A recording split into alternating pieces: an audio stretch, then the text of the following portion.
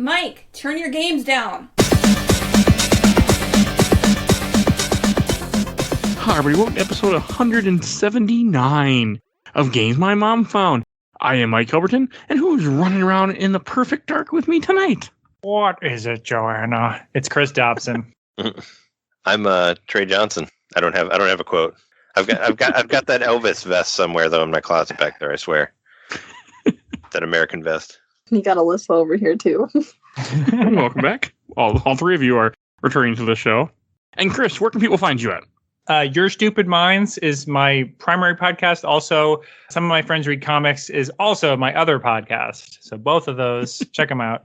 And Trey, where can people find you at? Cool. I have a podcast called Nintendo Main. We talk about video games every week, mostly Nintendo stuff. We talk about new stuff. We have guests on there. Mike was actually just on there this week. Yes. Or whatever week this is. It comes out next week. So. You're on there for episode 323. Look it up.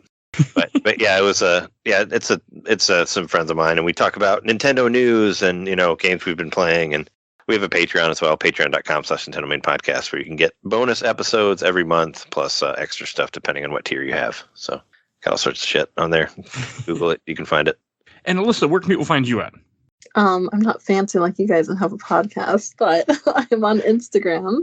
My Instagram is Alyssa Billy, and I have perler art on there. Actually, really good for I have one of your items somewhere around here.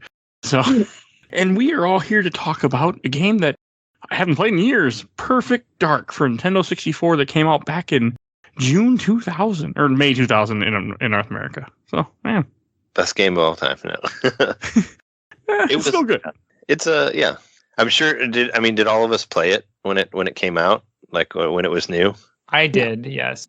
I didn't play it that new, but I had it pretty current, I want to say. I was introduced to it by a friend. Yeah. A friend of mine had the game or told me to buy it. I don't remember exactly, but then I fell in love with it. Yeah, I got it that summer, and then the next summer I went to a like basketball camp thing, and I one of my best friends, all we did the whole camp was talk about Perfect Dark. Yeah, it was I remember getting it that summer, because I was in college, I just started college in 98, and I was at my mom's house playing it, and I remember I had whatever summer job I had and bought it, and was very excited to play Perfect Dark, because I've been working for, we've been waiting for it forever, especially off of GoldenEye and all that stuff, and yeah, and they were back then, 1997 to 2000, huge gap. Yeah, I couldn't believe it was so late. Actually, for some reason I thought it came out earlier than 2000. I'm like, wow, that's pretty late in the 64 cycle, and it was even I don't know. There's such a difference that games between 2000 and 2001 and 2002 games looked so much better. But this was really pushing the system. Did anybody have to play it without the expansion pack? Did you not have the expansion pack? You can't. It doesn't even work. You can play. You can play some of it. You can play you can play multiplayer, but you can't play the main game. Yeah, you can't play the campaign without the expansion pack. That wouldn't be good then. So it was possible. I knew people that did that still didn't or couldn't find an expansion pack or didn't have one and still played it. I already had an expansion pack because I got mine for Play Majora's Mask. So I remember having one when I did end up getting a hold of this game. Because I bought this used at Toys R Us. Yeah, I had mine for Donkey Kong 64, so I already had it. That wonderful game. Perfect. No notes on Donkey Kong 64. 100 out of 100. I never played it. I got my expansion pack for for Rogue Squadron and Turok 2. Yeah. Bring me back for Donkey Kong 64 because I have a lot of thoughts about that game. I do. One day I'm going to make myself play it. I'm sorry. Alyssa, I know this is your first time ever playing this game. Yeah, Alyssa younger than the rest of us. Can't say I was a 19-year-old when I first played this game. Yeah, I was very, very young when this game came out. So I grew up without an N64. I grew up with the GameCube and Super Nintendo. But yeah, unpopular opinion, I did not like this game. So it'll be interesting because we all have nostalgic for it. I know I got it when I was in high school in early 2000s. And I don't remember much else. I just know that I played the hell out of this game as a kid. I'll tell you, I don't like it as much now as I did before. That's for sure. It wasn't that pleasant of a return. For me. and we should probably say what version did everybody play? Because I played Project 64. Okay. Yeah, I own a copy somewhere, but not in this state, I'm pretty sure. I was wondering how gonna people played it because I played it on the original hardware, and it's rough. It's very hard to play on the original 64. It's very framey, like especially in that first level with all the lights flashing and all that. It gave me like a mad headache when I first started playing it. And eventually, I kind of got. If you think the first levels are bad, you should get to the Area 51 level. Oh, I got there. I got to that too. Yeah. I mean, by that point, I was a little bit more used to it, I guess. But still, it's like, single digit frames. Smooth. I played it on both the original hardware and on an emulator. I also have the 360 version, but I didn't play. That was the last replay I did. Was probably 10 years ago on the 360 version. Is that one like better? Like I was because it's on the rare replay also, right? Yes. The Xbox One. Yeah. It's make it a little bit smoother. The frame rate and everything, like it's basically HD textures and frame rates is 60 FPS. So it's like if you want to play just like a multiplayer game, if you have a 360 or the rare replay, I guess it's on all the Xbox systems now. But if you want to just do multiplayer, use that version. Can you play online with it in the re-release? I think you can. Yeah. I think it was available. I don't know if they had like a lobby. I spent no time on that back in the day, so I can't. I'm not gonna champion the 11-year-old re-release too hard. Not even 11, like 13-year-old. Yeah, I was wondering. I mean, because they got to have a whole like online system to keep that shit in check. Yeah. But I remember they had a leaderboard. They had a whole online setup to it, so I'm sure they had a online part of it. But I was also, like I said, the last time I played it, I don't think it was online. So. I don't know. I mean, you never know. Like they just like for some of the re-releases on Switch, like Turok 2 has online multiplayer. So it's like it should. We'll see, but it should come out on the Switch and 64. And if it does, it'll have online multiplayer, which would be cool. Will, yes. And it will also be as framey as it is. Oh yeah, they won't correct any of the emulation issues because they'll put it on the Nintendo Switch Online expansion pack. So that'll be fun, and I'll totally play. But you'll be able to save state, so that'll help. Okay, what about you, Alyssa? Did you play on original hardware? Yes, I did, and not fun. Everybody said Michael used some original hardware. Oh, I have to cheat. I mean, I wouldn't have gotten through this game without save states because, like, the first couple levels, like, okay, this game is easy. Like, this ain't that hard. And then after a while, start to crank up the difficulty. What really sucks is the levels, and there's a lot of them like this, like where you there's like a part like halfway through the level that if you just fuck one thing up, like it's just like you're done, and then you gotta start. And I hate that so much. And there's a lot of it in this game. Yes. Oh yeah. Where that's so annoying. Where you have to that's where the save states would really, really help if they were there, or like checkpoints at least. Yeah, checkpoints wasn't even really a thing at the time. No. Yeah, it would be such a it would automatically make the N64 version playable again if you had save states. Like again, just the N64. I know it's broken. Their emulation is not the best, but having save states would make it playable on just the Switch version. Like, I'm assuming it was only my version, but for some reason I kept seeing bright colors all over the place. Like, I'd see like where it was like a rip in the texture, and I'd see like a pink line or something. Yeah, that's just a texture issue. Because I like I said, I did a little bit of playing it on the Project 64, and it played pretty much like pixel perfect. But that's like for good and bad. It's like the frame rate goes under 10 sometimes.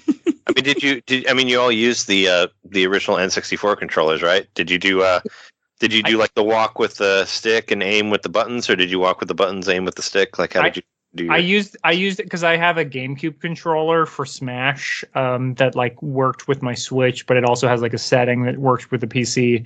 So I just use a GameCube controller, so it does everything that an N64 controller does. It's borderline twin stick because it's got dual analog. Yeah, it's got the GameCube has the C wheel small nub. Yeah. So it's borderline twin stick. Kind of do it, yeah. So it made the game easier. Once I had to turn the dead zone down to like nothing, so I could actually get it to like just one twitch moves it the actual controller instead of.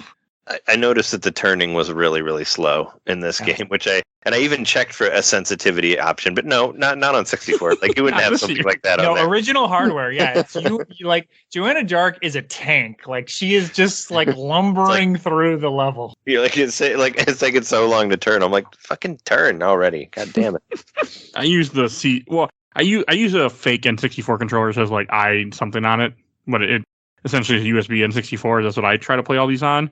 But I use the C buttons mostly for moving around. Like, I mean, the control stick would still move me, but when I go left and right, I'm always pressing the C buttons because it's faster for her to strafe. Oh yeah, I always did. Ever since Turok 1 on 64, that was the game that like changed everything for me because they forced you to move with the buttons and aim with the stick, and I was like, oh my god, everything is so much better now. So I went back and changed all my controls on GoldenEye to that, and then when Perfect Dark came along way later, I played it like that, of course, the same way where you could aim with the left stick and all that. So it was okay with that. Did anybody ever do the double controller mode? Because I did that like recently for this. I've tried it before, try it again, but I didn't try it this time.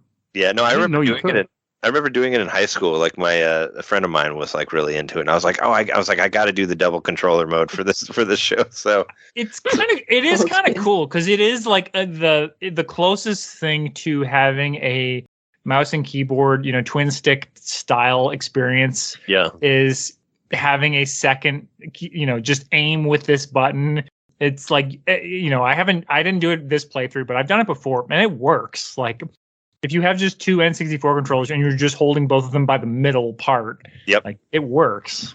It's a little weird, like changing weapons and like activating doors and stuff like that's a little difficult because because it's hard for you to reach the buttons like with both of them. But yeah, but if you just want to aim and headshot people, like it works really, really well for that. I used it. I tried it on the Chicago level, which I hated so much. But I remember hating that as a kid too. Tried running around with that, but yeah, it was all we had at the time for dual analog. I remember that was like the first time I had ever experienced that. And even like my friend Curtis that I played this game with a lot, he went out and bought like a double analog PlayStation 1 controller, but it wasn't double analog. It was just you could change it from the left to the right stick. So he was really disappointed about that. But it was like, he was like, yeah, this is the future of gaming. And I'm like, I don't know. And then, everything. Now we all love dual analog, it's normal. Yeah, now like I can't play NBA 2K without dual analog because it's like you need this for everything. Every game has to have it. That's always interesting about going back to retro games and just seeing, like, especially with 64, I stay far away from this system. One, because it's hard to emulate, so that's a big reason. But also, it's just that controller and the style, it's hard to go back to sometimes. Like, when I started playing this for the show, it took a little bit to just get the hang of what I was doing again, like to get the hang of aiming and moving. It just was... And this game is a huge auto aim to it. Like, I took full advantage of that. Yeah, I did. I turned that off. Oh, I mean, I did it because it makes it much easier because it's already like I don't know what I'm doing on this game. It's been so long since I played it, so I'm like just kind of run. But it's nice. It'll kind of like point to the guys so you can know where they are. Because I'm usually pretty good. I'm a true hard gamer, so I need to have the pure like hit a headshot by just aiming. I do not. I try to cheat however I can in every game I play. I played it on a CRT, so sometimes it was kind of hard to see the bad guys. So I like the extra little like the thing helping me out to know where, especially like when you're in the sniper levels where people are like really far away shooting you. Yes. It helps for it to kind of give you a hint as to where because they're like a little tiny speck on the TV, Alyssa, did you play this on a CRT? Yeah, Alyssa, go ahead. Don't answer my question. Go to. Oh wait, whose question first? No, did you play on what kind of TV did you play on? Like a HD TV. Oh. I figured you'd have a CRT TV because you kind of have that retro hookup. That must be so hard.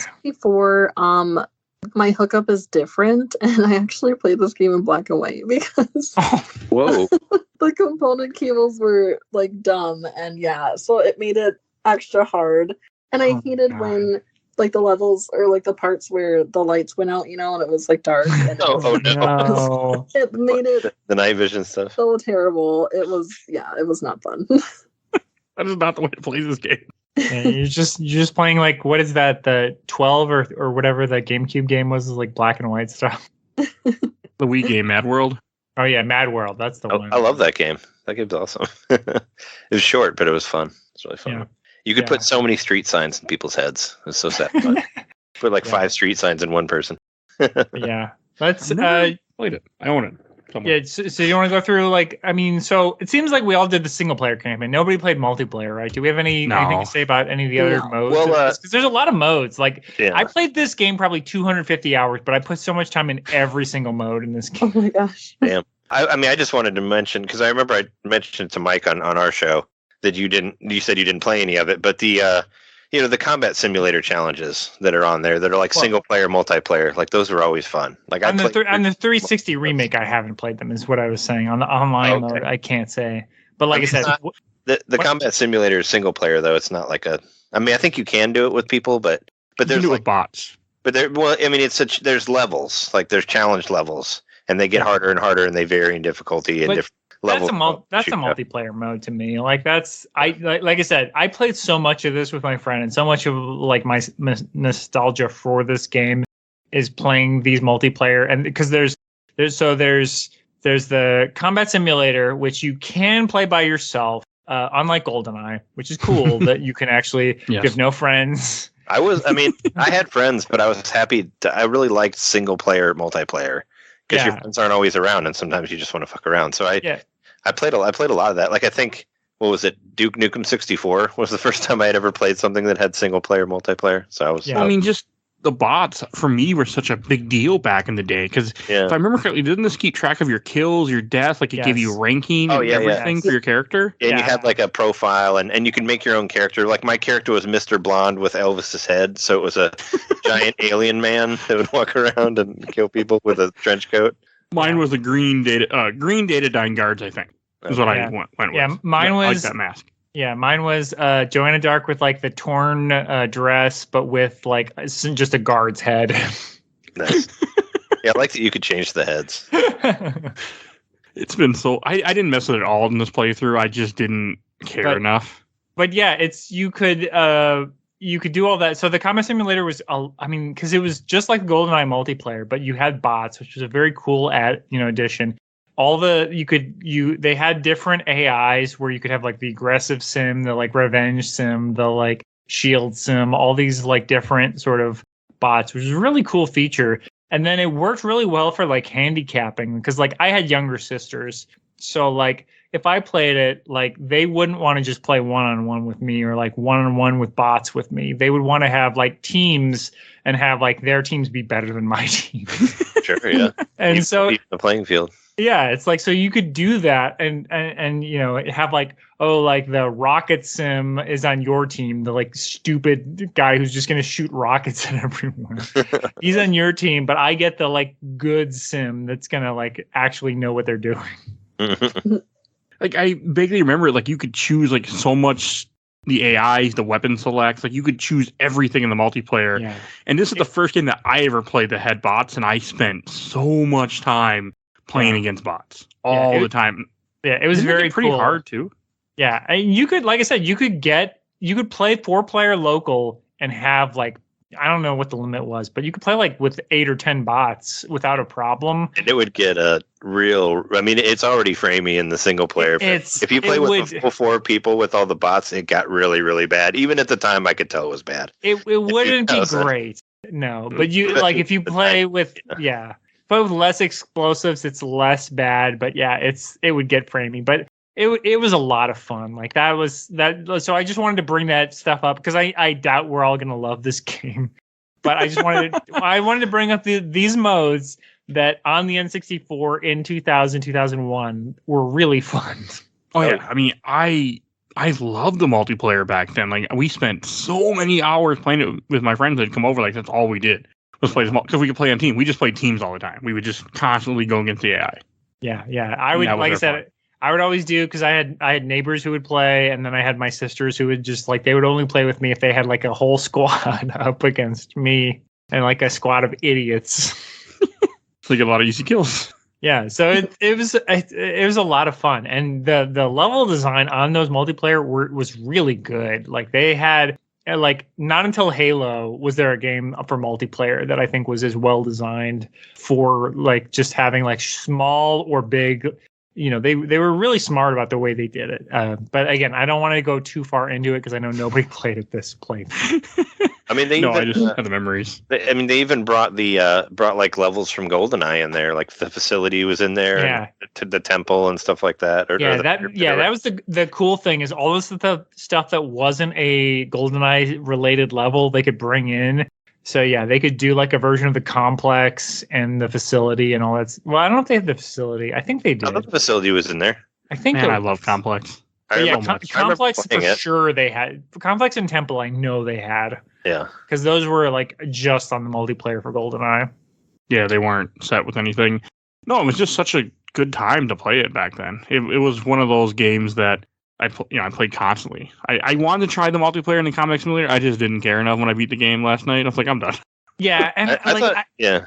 I'm sure there's a way, like on Project 64 or some other sort of emulation system. And I think that, like I said, the 360 and the Rare Replay version, I think support just playing online. But I just don't know how easy It wouldn't be that the is same. to like set that up. Like if it's not people I don't know that I would trust doing it. No, I mean, it was a thing of the time. Like, this is something that wouldn't fit. I also remember you get awards, too. Like, you get little stars. I don't remember if the stars did anything, but I remember getting It would track it for your player, too, which is cool because it would just be like, oh, like, you got the most shields. You get a star. Oh, you got the most like, whatever, kills. So you get a star. So it would, like, reward you for different things, and they weren't all just like, oh, you got the most points. Some of it was just like, oh, you were like the safest sim.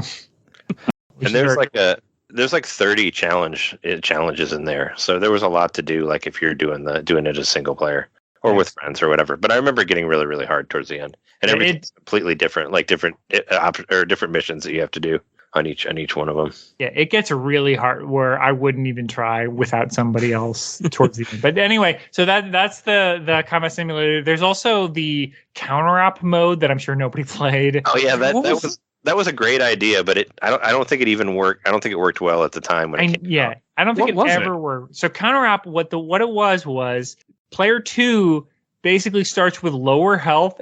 Like this was such a like Wii U type idea, but player 2 starts with lower health as just a guard in whatever level you start the game, the level of the single player campaign in. So you're just a guard, but that player 1 is out there. So you can just like try to track them down, but you'll get like 2-shot killed. But you can like but it's like the Matrix, right? As I remember. Yeah. If you die, you like jump into another character. New character. Yeah.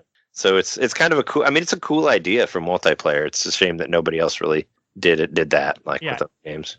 It's a crazy idea because it's like think about those first few data dime levels. Like there's a bunch of guards that you never draw because they're in some corridor that you never go to. But if you're playing counter-op, you would spawn to them and just like run at the player because you're like, oh, I know they're in this area.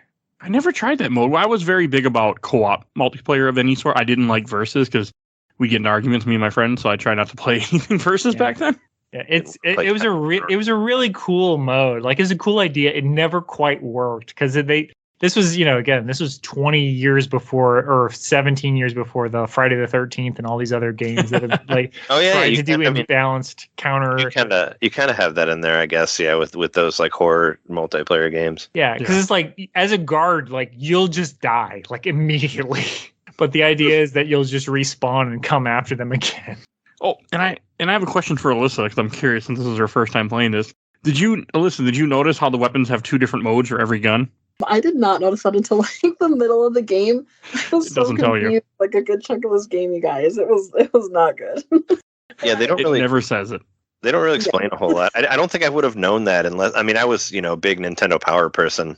You can see them on the wall back there. But I read all this stuff through Nintendo Power when it came out, so that's how I knew about it. But playing it, and I remembered it, from playing it as a kid, playing it now. But yeah, they don't tell you anything. And they never really tell you how to do the controls, except the Carrington Institute kind of gives a walkthrough, like a little bit. Like a tutorial you can do. Yeah, if you do it, but it's if you do the firing range like tutorial, it'll tell you like the secondary mode of this gun is blank, and so you kind of are like secondary mode. Like, what does that mean? I do think it was real. I mean, I loved the shit that you could do with it. Like how you could take one gun and turn it into a proximity mine and just throw it. Or, so cool. The dragon. or like the laptop gun was always my favorite weapon. Yes. Like attached to a in wall multiplayer, and shoot it's people. the best weapon in the game. If you have the laptop gun and proximity mines, you can just sort of get yourself in a tower and just be like, well, you can't get up here because I've got all of this protection. I've got a laptop gun and all these mines. Just make a big. I love the laptop gun. I didn't use it in single player at all. Really, you get it, but I didn't need it. But I remember doing that all the time, where you would, the secondary function, you throw it on a wall and it's a turret. It was so awesome, so cool. And that's what I mean. As I was playing through the campaign, I was messing around with some of the different weapons that you could do, just all the stuff they have. I think the Cyclone has a mode called Full Clip, where it just shoots the entire clip at a guy. Oh yeah. Yeah, it's cool. Yeah. Yeah, well, they had that. There was the gun that shoots through walls too, right? You can X-ray everything. The Farsight XR or whateher. Yeah. Yeah, that was. I hate that gun. Yeah, that's the gun. It's like Odd Job in GoldenEye. It's we had to ban using that. Because this is again, if you have the laptop gun and that gun, it's okay, so I'm just gonna be in a sniper room and I'm gonna shoot through walls. You can't do anything about it. I never liked it. I still don't like it. Yeah, it was an Odd Job rule where it's you can't use this one. We'll do custom guns, but you can't use this one. Yeah, none of that shoot through walls thing. And I mean, as on the subject of secondary fire, I did think it was really cool that you could pull people's weapons off of them with the when you don't have a weapon. With disarm, yeah. Cool. You can just disarm them. Yeah, that was a really cool thing. There's just so much to this game still. I was surprised how much this game, still was relevant in a way, how it played. I mean, it didn't look good, of course, at 64, but just the fact that all these different features that it still has are very revolutionary for the time. It looked good at the time. No, it was very, it was definitely for the time. Yeah, you very can tell, ambitious. Yeah, very Rare is ambitious. really pushing the envelope. But yeah, we should probably get into the actual single player campaign because I don't want to. I don't want to leave anyone out who hasn't played all these other modes 100 hours. Oh god, yeah, I haven't played any of these in years. They're good modes. Yeah. I mean, before I played the game for this show, a long time ago, I did a YouTube video of me playing the challenge mode. So that was always the one I liked going back to because it still plays all right. It's not as framey as the single player, I don't think.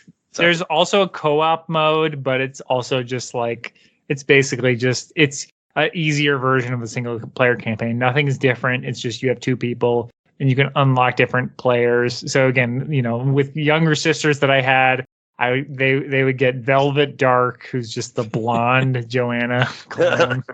I forgot about that. I think you also got different badges too. You didn't get the same. This game had. We should talk about unlocks before we get into single player. This game had so many different unlocks and cheats. And it's constantly giving you that drip. Even after every mission you beat, you unlock something. Oh, here, have this. And I know, I didn't do it this playthrough, but there's a secret mission you unlock just by going into the firing range and getting gold stars and everything, which I did at one point. Yeah, there's a couple because I was playing off of my old save file from high school or from college, and there's three different extra things that you get. There's the Mr. Blonde mission where you get to play through the first level as Mr. Blonde. Yeah, yes. The every guard.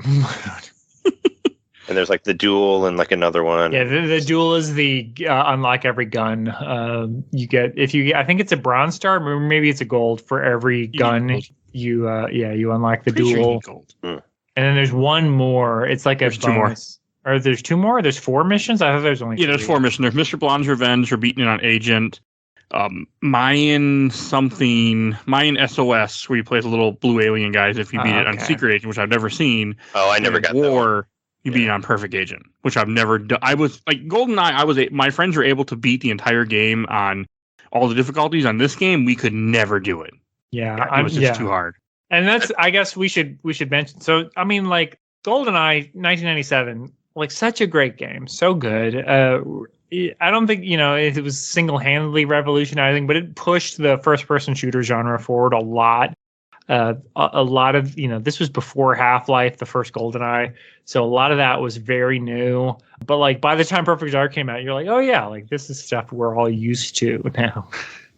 So it was a very different world that this game comes out. And it's also just the downside of not having save states, checkpoints, anything in between levels, where GoldenEye levels are short. There's a few that are a pain. Obviously the the bunker level with Natalia. And then you have like escort missions. Or the control room with Natalia. Those are both like 10-minute missions, but like most of those are like 4-minute missions.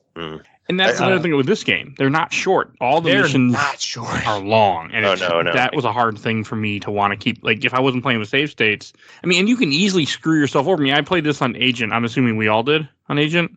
I played on Secret Agent. I tried playing it on Double Agent, and then I was just like, I have no idea what the fuck is going on in this. So I brought it back to Agent because I haven't played it for so long that I'm like, I don't know what the fuck to do. This is going to take forever, so I just put it on easy because, I'm just. That's the way to play it. I don't know what the fuck I'm doing. Yeah, I played it on Secret, and it's still such a pain by the Area 51 mission. It's so hard. Well, the other issue is like the thing with the difficulties. One, the enemies get harder, but also you have new mission objectives, and this game does not explain mission objectives to you really cool. at all. I mean, I thought that was really cool at the time. They did that with Time Splitters also. Yeah. Where you could do where you could add, there was extra stuff depending what level you had. Right. And GoldenEye had that too. But like this one is much more intricate as far as what they expect from you versus GoldenEye. GoldenEye would be like, blow up this thing. Now blow up this extra thing. Mm-hmm. Perfect Dark would have like a whole side mission that's like, have a conversation with this character that you'll never see if you don't play on and don't shoot him. And don't get or a lot of them are like don't have the alarms go off because then you can't record a meeting later with your robot video. Your Cam Spy, which is on the regular agent mode, but I feel like that's in the secret agent mode as well. But later things. We'll go through it since I played on secret agent mode. I can tell you all the bonus objectives I had that you guys did. I was surprised how much was still in my head because I was first trying to play the game with no guide. I just I'm going to pick it up and see how much is in my head. There was a lot still in my memory. I was surprised. Like, I remember, I'm going to go here and do this, or don't shoot. I was using save states so I could fuck around. But, like, the style of this game, if you blow up the wrong thing, you can fail a mission, just boom, you're done. Oh, yeah. I did it a bunch. Yeah, it is funny because, like, the Carrington, like I said, we should go through the levels one by one, but, like, the Carrington level, like, I know exactly how to do that. I could do that on perfect, like, with my eyes closed, because I know exactly where the snipers are. I know exactly how to do it. Like, that's one where it's just like, I did that level at the hardest difficulty and I could do it again, in my sleep. But so many of the others, like later in the game, I'm like, I don't really remember it. Like the first level, I think the first level is a good introduction to what Perfect Dark is. It's not super challenging. You start on a roof, you can see cameras, depending on what difficulty you're on. You kind of learn what you're doing. The guards come at you in a small amount at the time. Like, it does a good job of getting you into the hang of things. I mean, again, it was all in my head. But Alyssa, what was your take of the first level since you never played this game or GoldenEye before? Yeah, so like I was saying earlier, this type of game definitely is not something that I would play. So even in the beginning, it was very difficult for me. And I did not grow up playing on the N64. So I only have played on it maybe once or twice. So the controls were very difficult for me as well. So the whole thing was just very it was very difficult. And then it just kept getting harder and harder, and I was like, oh my gosh, I'm not going to beat this game. I spent a lot of time with this game because I kept dying, and it was frustrating because you'd have to start all over. That's that era with original hardware is especially you get 90% through a level and die, you're just like, oh my god. Yes. Very frustrating. And a lot of times you don't even know what it was that you fucked up, and you got to go through and try it again, and then you do it again, and it's like, ugh. Then you got to start over again. And I don't know. I had to watch some playthrough videos especially for the Chicago level, which we haven't talked about yet. But that one's I don't know. I didn't know what the fuck to do in that level. It's I was doing the wrong things. Yeah.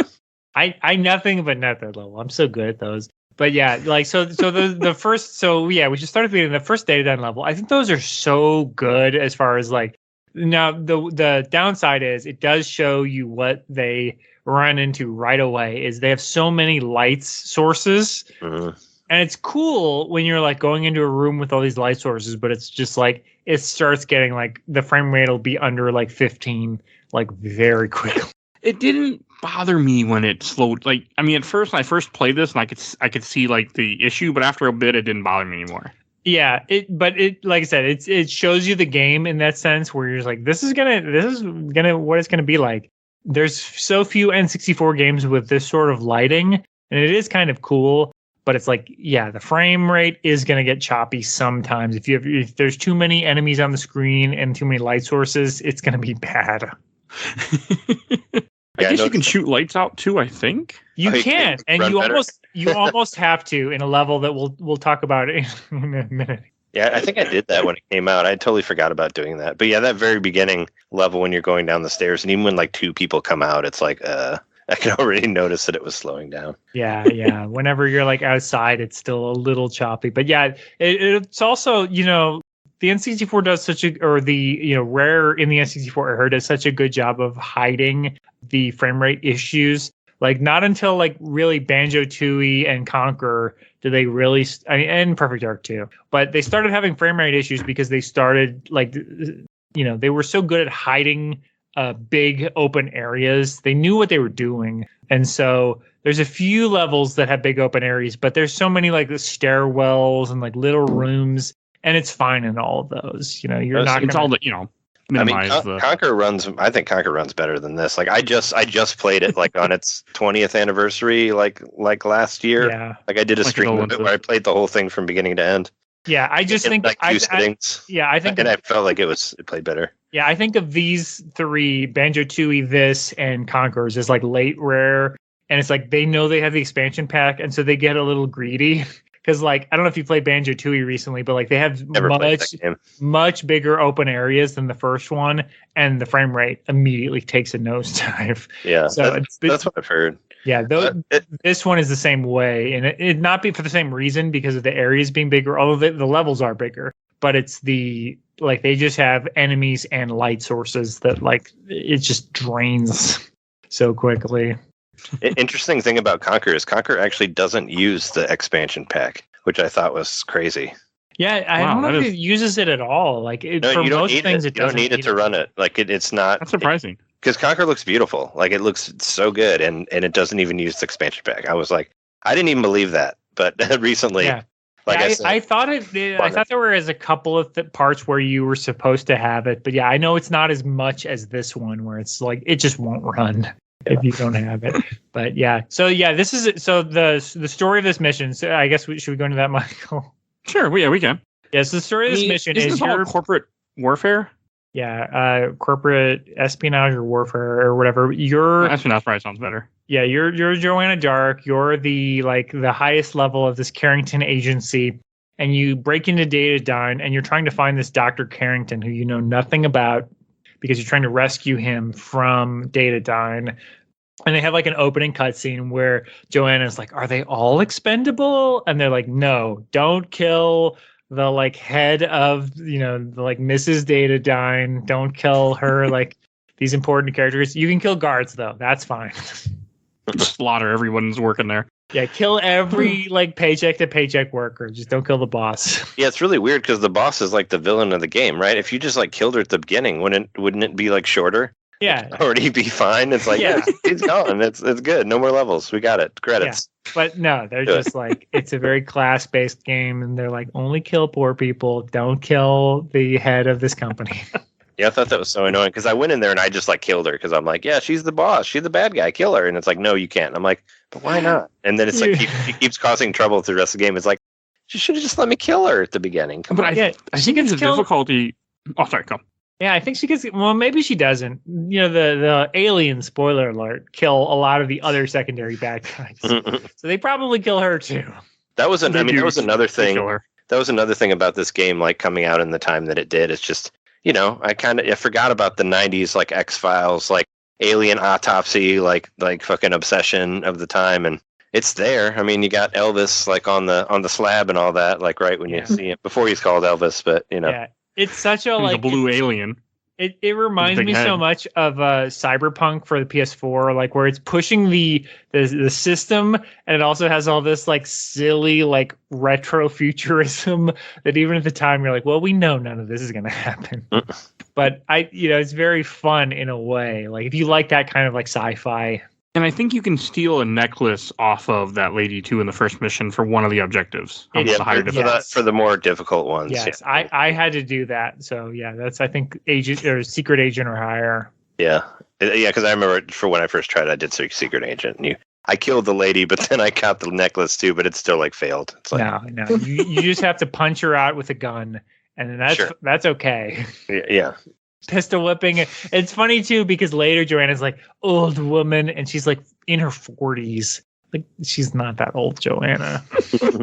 The voice acting in this is pretty great. Like especially like the when you kill the guys and they're like, "Why me?" I love that. It's so funny because you could tell they like. There's so much of it. I'm like, these are not. This is like the design team just like doing a voice. But so funny, and they repeat it so much, but it's super over the top and hammy on the death, on like the death yells and whatever. And I'm like, yeah, it's ridiculous. Yeah, it's so funny. I actually played this with sound, which is not like me, but I had to hear the stupid sounds. Yeah, I did not play this while I was editing, like the other game. I played this full attention. That was my opening quote. What is it, Joanna? Is the like really lazy Sean Connery of Mr. Carrington.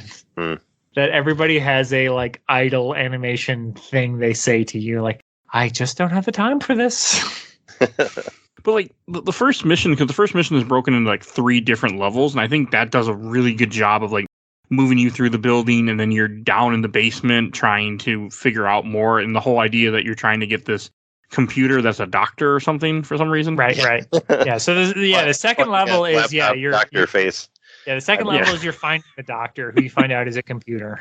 That's kind of a fun twist. I'd actually forgotten about that. I was so confused about that. I was like, why is this natural person? That level, I felt bad. Yeah, I think the first level is okay. You had no idea. That second level, I think, is really well designed. Like, there's so much. There's different paths. There's so much you can do. Like, I think it's very cool. I mean, in all the levels, like when I played an agent, I would explore the entire level just because I was looking, because I knew there's secret weapons. I knew there were other objectives. I didn't need to do them, but I was just looking around. And there's so much to these levels. Yeah, they really do put a lot in. So one thing you guys probably didn't have to do on agent is you have to knock out you have to shut down all of the experiments. Did you guys have to do that on this level? No. I don't remember any of that. Yeah, we didn't have to. You have to do that, and it's like the way it's programmed. It's like literally just to mess with players who have like played the game and know what they're doing. The first 3 scientists are like, I'll shut down the experiment, okay? Just don't hurt me.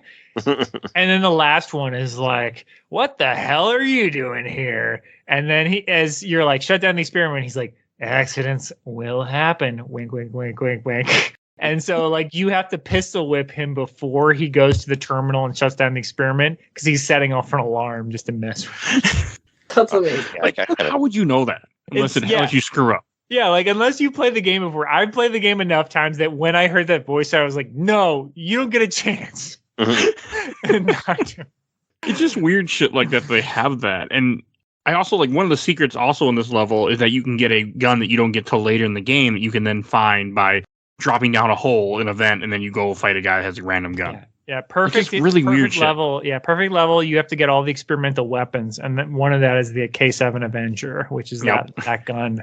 Oh yeah, cool gun. That's the one that you can throw at people that blows up, right? No, that's the dragon. The K7 has the auto targeting, so it'll just tell you when there's a turret or anything else like that could shoot at you in the room. So it's really helpful in this mission because it tells you where all the turrets are. Nice. So I think on Agent the turrets are pretty easy to deal with, but on Secret or Perfect they're a huge pain. Yeah, they take a lot of life off you. Yeah, the third part of this mission is just you redoing the first level to get out instead of going all the way in, which I thought was interesting too. How they did going backwards. It's such a cool, even though it's a retread, use of assets. Yeah, it still feels different because everything's dark at first. Well, they like blocked off some hallways too. Like you have to take different pathways. Yeah, and the shotgun guards are here. Yeah, it's such a good reuse of assets where it's just like, you're trying to escape back out the way you came. I liked it a lot. Yeah, I think that's a really smart level. That's the level. This is the level where Joanna is like, nice try, old woman. And you look at the like character profile and it's like head of Datadyne, 44 years old. And you're like, Joanna, that's not an old woman. I mean, Joanna Dark's what, like 19 or something? Yeah, she's like 23. Yeah, so you're just like, she's a baby. Do you comment, Alyssa? What? No comment on that one, huh? No, I mean, that was like my favorite quote of the game. She's saying old lady, because I am 24, so people 40s. I'm like, you guys are old. Hey, I'm not 40, so I'm young. I'm not this old woman. It's just funny how this game has things. Like, I know there's a whole backstory to Joanna Dark, which is not in this game. It's in the sequel, which we're not going to talk about. But there is all backstory of how she was a kid and put into warfare right away and stuff. But right, and she's like an A+ plus agent. She's like the best this Carrington agency has ever produced. Well, I've seen their other people. They're fucking idiots. So hey, yeah, they're really bad. Because you have missions where you interact with them, they're not good. They don't. Like example, the next mission in the game, you have to go back to the Carrington's mansion where the guy lives who runs your company, and you have to go in his mansion and take out all these guards that have infiltrated and put snipers up and everything. Yeah, I loved this mission so much. Like when I was in high school, like this is another one. I could do this one blindfolded on any difficulty. Did anybody notice how much the music in this level sounds almost fucking exactly the same as Turok? That's the music from Turok. It is similar, yeah. It has like a lot of there's a part that very much has it sounds like it's completely taken out of Turok 1. Yeah, it is very similar. But yeah, never played Turok 1. It has the drums and it's like it's like the same. I was is this Turok? What's going on? It's a very like synthy, like futuristic mix, but yeah, it's a very much like the melody is basically the exact same as one from Turok. But yeah, this is the sniping level, the first one you have where it kind of teaches you to snipe. Which is pretty cool. I do like that all the guards obediently like sit down on the ground and like try to snipe at you like morons. Yeah, because sniper rifle is so useful at close range, you know. Yeah, and they don't even have sniper rifles. They have like their little automatic CMPs. I love the CMP. Yeah, it's such a good. That's a good because it's like a silent machine gun. You know, it almost sounds like like with the silencer on it. Like it has that same sort of audio. So I always thought that was cool. Yeah, and the secondary use, which I know Alyssa never used until the end, but the secondary use has like a target tracking. So it's just like if you scan the room and get like 4 guys in your sights, then if you just hold the Z button, it'll just be like 1, 2, 3, 4, and it'll just kill them all. That's amazing. Nice. It's just too bad this game doesn't like. I mean, to me, I knew everything was here, but like that's why it's interesting to have someone who hadn't played this before, doesn't have nostalgic for it. Like the game doesn't explain much to you. Like, did you have any issues, Alyssa, running around the villa in this level? Like trying to figure out what the hell to do? I had no idea what to do like this whole entire game. I had to look up like guides and stuff like that a lot, which is very disappointing for me because I feel like, I'm like, okay, I'm pretty good at video games, but this game made me feel like I am the worst at video games. I had troubles with every single level. This is coming from the woman who had 120 stars in Sunshine. You're not bad at video games, okay? Yeah. I was about to say, I listened the game is to that lying episode, you got every single shine. I'm got like, 100% that's on incredible. Mario Sunshine. Yeah, this is just a very confusing game that does not hold your hand and slaps you in the face instead. So yeah, they're like, you guys all play GoldenEye, right? Well, this is the next GoldenEye, and it has modes that we're not going to explain to you. Yeah. Although like in this level, you have to. Oh, they do explain the if you do the side quest thing of like learning how to use all the tools, that does kind of teach you how to use the weapons like. Instead of like cycling through weapons like you did in GoldenEye, like you just hold the button and it'll bring it up and how to do all that, which I think is much better than GoldenEye's system of like press start, you go into a pause menu, and then you can select the non-weapon you want to use, which is just so like cumbersome. You're like, oh, I want to scan the GoldenEye disc, so I have to hit start, get shot at while I'm hitting start, and then like scroll down and push the button. Like here, you just hold A. And just like cycle over to that, and it's really that's the weapon wheel thing. Yeah, it is like a weapon wheel where GoldenEye didn't have that. It was just hit A to go through your weapons, but it didn't even do that for your items. The weapon wheel is great in this. Like that was another thing that I really loved. It is a huge like ease of use thing that I'm sure the game doesn't really, tell you exactly how to do, except on that side quest. I think it was after I beat the campaign when Carrington's like, oh, here, let me show you the stuff around here. I'm like, well, this would have been nice, like, when I first started playing the game. But it could have been that I didn't walk away when I started playing. Yeah, I was going to say, if you just back out of a mission, he does that. Okay, because I didn't do it until after I beat the game. Yeah. Yeah. If you just like back out and say, I don't want to do the next mission, then they'll do their little Carrington walkthrough, which is worth seeing once to like figure out what's going on. The villa, I think, was also interesting. Like, you have snipers, you have to go all the way to the bottom, and there's also a funny little joke. If you shoot all the wine bottles in his cellar, he'll go, Joanna, why? Or something like that. Or childish. Yeah. That was funny. Yeah, he complains, but I didn't do that because I'm not that kind of player. But you do I get did a it grenade before. launcher as a secret weapon in this one, so you could just blow it up. I mean, every level has secret weapons, too, which I think is very impressive. Yeah, There's it is so very much cool. to this game. And it's like any weapon you unlock in the campaign, you can go to the firing range right away and like unlock all the like modes or whatever for it, which will like help you, get cheats or do all these different things. So there's so much to do in this game, even if you get stuck in the campaign. And then it's because that they infiltrated his house and captured him is what leads you then to have to go. Because I think they take Dr. Carroll back that you stole. Yes. And now you sneak. Yeah, the doctor with a into- laptop has been kidnapped again. And then don't you because you don't sneak in the same office building. There's something different that you're sneaking into in Chicago. Yeah, now you're going to remember Chicago, the G5 building, Chicago, Illinois. Then it becomes. I thought that was cool because I'm from Illinois. I played this in Peoria, but I was like, oh, Chicago, I know where that is. That's cool. Oh, I've heard of this city. And also, it kind of becomes Blade Runner in that level. It's so like, Blade by the way, Runner we're in Blade that Runner. level. What's up? Time to wake up. Time to die. This is the It's worst so level, I crazy. think, or one of the worst levels in the game. It was always my least favorite level for sure. Really? Like It's just, hard as hell. I think the Area 51 levels are worse. I They're just harder, but I didn't don't like this I don't level. like I don't like sneaking around levels, and I don't like I don't know. I don't like how easy it was to accidentally lose from shooting the civilians, and it doesn't really. I don't really like the way the level is designed, and the music's great. I like the music. It is great music. It's a weird level. Like, so the idea is you are trying to sneak into a building. So to do it, I had to create a vehicular distraction. I don't know if you guys had. Yeah, you have to do You that do, in yeah. Agent also, but also that doesn't really make any sense either. You just like blow up a taxi that's not by anybody, and then all of a sudden they're not there. I don't know.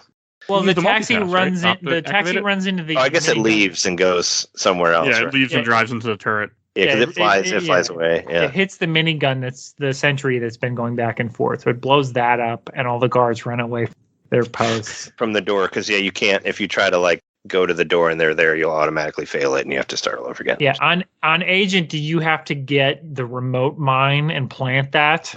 You don't have to plan You it. do not. Yeah, But I think there is a requirement to get it under in that sewer area, right? yeah. Well, we have have to get your the thing to equipment. reprogram the. Yeah, but you don't have to put the mine on the middle door. It does not tell you there's a middle door. I mean, I went and threw it because I was trying to blow it up because I remember that had something to do with it, but it's not. Wrong mission. Yeah. I had to do that on Secret Agent. You have to. It's mission objective, and it remembers if you put it on the second floor or the third floor, it'll be either on the first or the second in the next mission, which I thought was cool. That it actually does like carry on. Like it'll tell you like, oh, you put this here, so the next level it'll be here.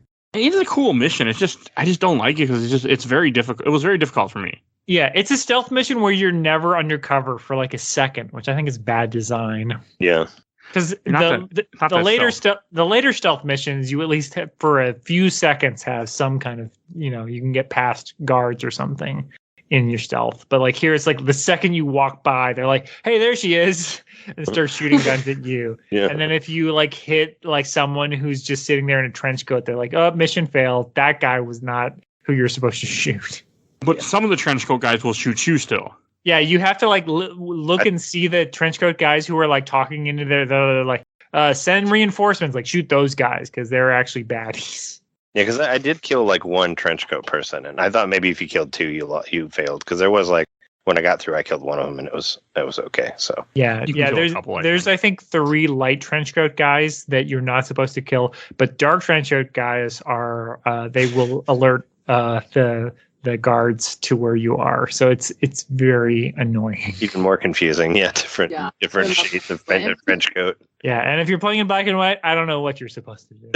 That was not fun. I definitely had to do that mission a billion times. I can't imagine that.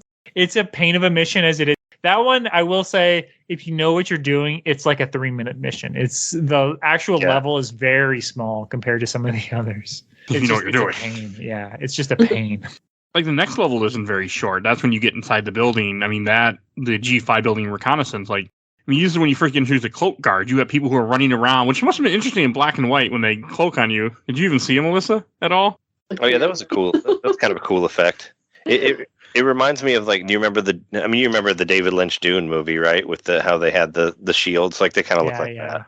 I've never seen it. Block shields. It is cool because you do see them, like, their distortion, so you can kind of, if you have the CMP, like you can just kind of, if you see the distortion, just shoot it, and then you can knock them out that way. But yeah, it's that I think those are fun little duels. Like there's a holodeck sort of training part of Carrington Institute that sort of trains you for exactly this type of mission. But if you don't do those, this mission is going to be really hard. Yeah. This is another one where the point where, like, if you alert too many guards and they, like, ring the alarm, you can fail because you have to get that meeting. Yeah, you have to record the meeting first. Yeah, because you will trigger the alarm by the end, but yeah, you have to record the meeting first, or you'll fail. You got to get on top of vents and put your cam spy through a hole that you can't go through. The game at least tells you I should use my cam spy. Yeah, and then you record a meeting. Yeah. Wait, so that you find out the whole alien conspiracy. You meet Trent, who we haven't met yet. Mr. Blonde, who showed up at the end of the chapter 1 cutscene where he, like, threatens. I mean, he's literally, like, holding her over like a helipad. But yeah, he seems to be in charge. And then Trent and what's her name from Data Dine, the old lady at 44. Are the conspirators. So you record all that, and basically the gist of it is that Trent, the guy in the red suit, is like, the president won't agree to my plan.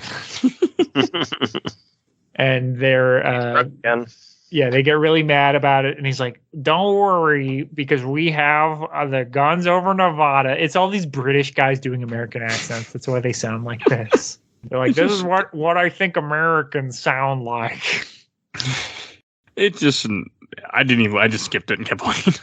Yeah, I didn't care about story at all in this game. They have blown up the something over Area 51, and everything is working. And Mr. Blonde is like, good, I'm happy that this is happening, but you guys are on, like, basically your 2 strikes, so you better not screw up again.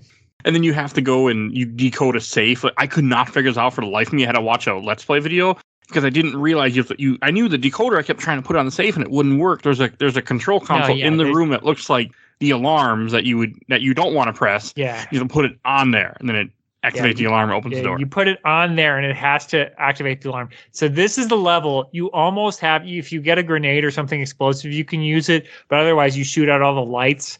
Because otherwise, you'll just have, like, wave after wave of guard coming after you and immediately seeing you. So, like, you need them to walk into the safe room and be like, where is she? And, kind of stumble around, and then you can just shoot them one at a time. That's cool. Because, yeah, it makes I don't know if you saw that in a Let's Play, but that makes that level playable. Otherwise, it's so hard. I mean, Agent, it wasn't a problem. So yeah, I was playing on Secret Agent, so I could not have done it without that. Yeah, I kind of just gunning everybody down. Waited for him to run to the doorway and just kill him like that. Yeah, I had all the lights off, so they would walk in with their magnums, and I would just, like, CMP them, like, 1, 2, 3. Like, well, they're like, "Where is she?" I'm like, "No time." Time to die. I just think this is, and then this is also like where, because when you play an agent, since you don't need to set the remote mine in the previous level, they automatically just blow it up for you. Where I know on Special Agent, you probably had to go in your menu and press it. Yeah, I had to go to the remote mine and detonate it once I had the Dr. Carroll's, like, backup plan or whatever. Oh yeah. So yeah, but it's not that hard. It's just, all you do is you don't have any mines. You just have the detonator, so it's not that hard. As long as you didn't do it earlier. Yeah, if you'd have tried to trigger it earlier, you would have failed. Which is annoying that there's stuff like that in this game, but it's the time. But yeah, and she does. Joanna is just like, now that I have this, I need to detonate that mine. Like, they do a decent enough job of, like, and if you hit pause, all of your, like, weapons expert will be like, here's what you should do. Like, that they will run down your, like, mission objectives and, like, how you should do them. So it is like, for all the Dark Souls listeners out there, like, it is good. It doesn't just tell you what to do, but it's like, you can find it. I like games to hold my hand, even though I do love Dark Souls. It But does still, not- I want the it game does to hold not- my hand. Somewhat at first, but then let you do your own thing. So Yeah, not for long at all. Yeah, by the Area 51, they're like, you guys get it. We're not holding your hand at all. And this is where you then go to Mission 4, which is Area 51, which I think is a big, like, fuck you type level.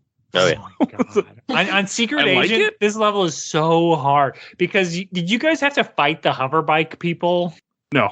Oh my God. So I had to look up a Let's Play to like show me how I didn't have to do that. Cause yeah, otherwise you get multiple guys on hover bikes that come after you and they're just like they'll just kill you unless you have like a rocket launcher. And there's one in this level surrounded by a minefield. Yeah, there's one, but it's very hard to get unless you know exactly how to get it. I mean, it's just like, that's just what this game does. And again, it's very much N64 style, but like this level, I mean, Agent wasn't too bad, but it's also very long. And I forgot what to do at a point. Like I did not remember at all how to get inside the building, and you had to like use the vent. Or use the lift and go inside. Like I had no idea what to do. I had to look it up. Yeah, that last like third of the level, because like you go through. So basically, so you have, and they take away all your good guns. Like they give you this horrible, like sort of super pistol that has its alternate mode is shoot 3 bullets. the mag sack or whatever. Yeah, the mag sack, which is super inaccurate. Stupid. Yeah. Yeah, it's not good, but they don't give you a Falcon 2. Your Falcon 2 is basically your PP7, your James Bond pistol. But it's like you either get regular, silenced or scoped. They just give you regular in this mission where it's like, give me scoped. Like I need a scoped gun in this level because it's so huge, but they give you nothing with any range. Yeah, so you have make it hard. Yeah, you have to fight your way through like 4 turrets. Like unlock, like at least I had to go down and unlock a lift to go back up to the top, and then clear like a sentry room or whatever, and like download a bunch of data, and then go into the like the last part of it, which is full of people with better automatic weapons than what you have, who will instantly kill you. Yeah, I didn't have to do that. Well, you do have to go into the last part of the level where you go down. But it wasn't as bad. Like I didn't have any real issues with it. Yeah, that's terrible. It's so hard on Secret Agent because you have, and then so you have to, as you're going past, you go past the initial part you're gonna have to double back to at the beginning. You guys had to put the comms relay bug on the thing, right? Or no? Not on Agent. Oh my God. So I had to open the door, blow up the first, helicopter, thing. And then I couldn't go forward in it because I hadn't turned on the comms rider bug. So then I had to go down, fight 2 more turrets, then lower this radio antenna to attach a bug, then double back. And if I hadn't have blown up that thing, there would be 2 guys on like hover cycle things killing me. But since I knew that I had to blow them up, they're not there. Instead, there's just like 5 extra guards. Then you go through that. And then you go down the lift and there's people with dragons. And so you've like survived all of this, like 4 turrets, like all these guys with mag sex. And now people have dragons. I'm just literally hiding behind boxes. Like, please don't shoot me. Like trying to like 3-hit kill them with my mag sack as I pop out from behind a box and shoot them. It was so hard. Yeah, no, thank you. And you can ride the little motorcycle thing too, by the way. Yeah, you can. Yeah, it's not very It took good. me a while to figure out how to ride that fucking thing. Yeah, you can. You have to double tap B. Yeah, you can ride it. It does teach you in the Carrington Institute how to ride those things too. Of course. Yeah, For us who skipped the lesson. Yeah, all this stuff is in the lesson. Carrington School. You don't have to actually do any of it. But yeah, Secret Agent, this is the level where you're just like, you better know what you're doing because this is about to get so hard. And then you go through the entire place. There's even a fuck you door, as I'm going to call it in here, where you see a door where you look like you can try to go through the turret, but you can't open it. And I died. I mean, I say stated, but it forever to kill the damn turret. And I'm like, oh, I'm not supposed to do that. Then you run through like the bottom area, then you run into the agent that you're going here to meet, whatever the hell his name is. Jonathan, I think. Yeah. He's just there. And then this brings you into the second mission of being in Area 51, where I know it starts off, you have to like carry a box with you to blow up a wall with an X on it. This is all so hard. This mission's tough. Even on Agent, this was hard when you go inside. Alyssa, were you able to get through this on Agent? Yes, barely. You were able to get through this? I don't know. I do give this game credit though. It has a lot to it, and it makes it fun that it's challenging, but also really frustrating. I'm sure on original hardware it's super frustrating. Especially when you're trying to beat it in a week. I think the stacks, like the warehouse part, is cool, but yeah, then you're supposed to like go find the like missing block or whatever and blow it up with his explosives. And then that opens the second half of the level. Like there should be a checkpoint right here. Like it's crazy that there's not. And you have to get lab clothes or something at one point to go inside a room, and then this is when you meet Elvis for the first time. Right. Which is, why is he called Elvis? I mean, that's it. I thought that's what he named himself, right? Yeah. Okay. Yeah, and he likes America. He's got a vest about it. Yeah, I had to do a separate thing where I had to do an alien autopsy where I had my little X-ray scanner and I had to go take pictures of all the corpses. Oh my gosh. Yeah, so Elvis is the only one left from they shot down their spaceship. So it's so 90s. I know it's in 2000, but I mean it was the time. It is. It's like an X-Files thing. Yeah. It's very X-Files-y, yeah. And it was such a pain to go do that because I had all these guys with tranquilizers, and if you get hit with a tranquilizer, it makes your whole screen like blur, like you get punched. That's the thing that's incredibly annoying about this game too. It's just like if anybody hits you, like everything gets all like smeared. Yeah. And the more you get hit by anything, and the more smeary it gets, and it can get real like. Yeah, the tranquilizers and getting like punched by unarmed guards are the worst for that. Like if 2 or 3 of them hit you, you're like, I can't see anything. It made like slap. Yeah, I got hit by a few tranquilizers. That was annoying. Multiplayer. Yeah. And then after you go and find Elvis, then you activate the third part of this mission where you have to then escape of Area 51. And I mean, that's kind of cool. Like the guy sets a nerve gas off and you have to like just run out the door before you die. Yeah, that's kind of amusing. You got to push Elvis around on a little carrier for a little bit. Yeah, it's kind of annoying. Slab, yeah. But it wasn't a bad. I mean, it wasn't a bad level. I fucked up though in this level because there's 2 ways to do it. When you get to the very end of the level where his spaceship is, Jonathan's there, and if you have to get. I was trying to get them to do what they're supposed to do, and Jonathan just wouldn't cooperate. But if you don't let him go up the stairs and you go ahead of him, he'll be like, "Oh, Joanna, I'll wait here. You go do it." And you have to go and hit these computers, which is like, "Oh, that's simple." But then you have to literally run out the entire building you came into. Yeah. On a hoverblade. Yeah, the secret is to just stand next to Elvis, and then Jonathan will be like, "I'll open the doors," and you're like, "All right, good luck, buddy." Because if you run past him, then you have to escape the whole level with like auto spawning guards. Versus, if you just stay there, you ride with Elvis in the flying saucer. I was not happy, by the way. Yeah, that's what I did. I was like, I'm not going anywhere. You do it, Jonathan.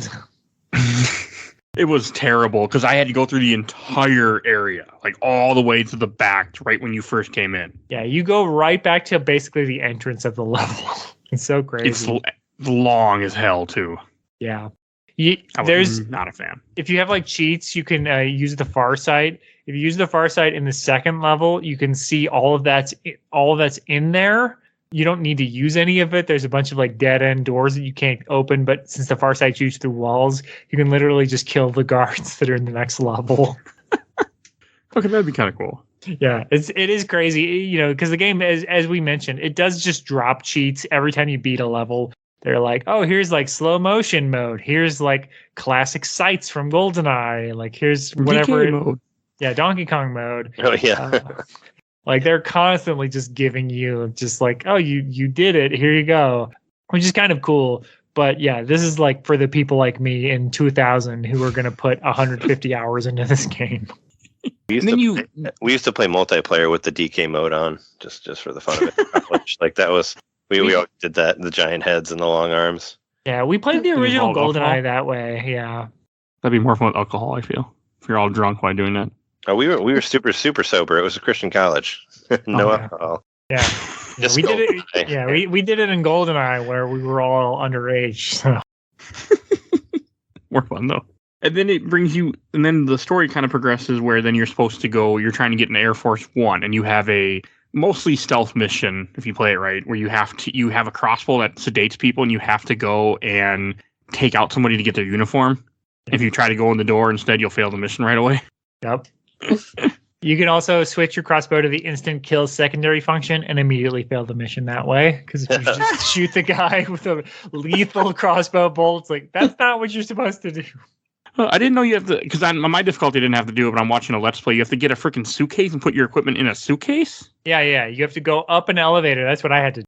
You have to go up an elevator, grab a suitcase from just some random pilot, and they're like, hey, that's my case. And I'm like, shut up, and just like karate chop them to the ground and run past. Oh, that would be annoying. Yeah, it's great.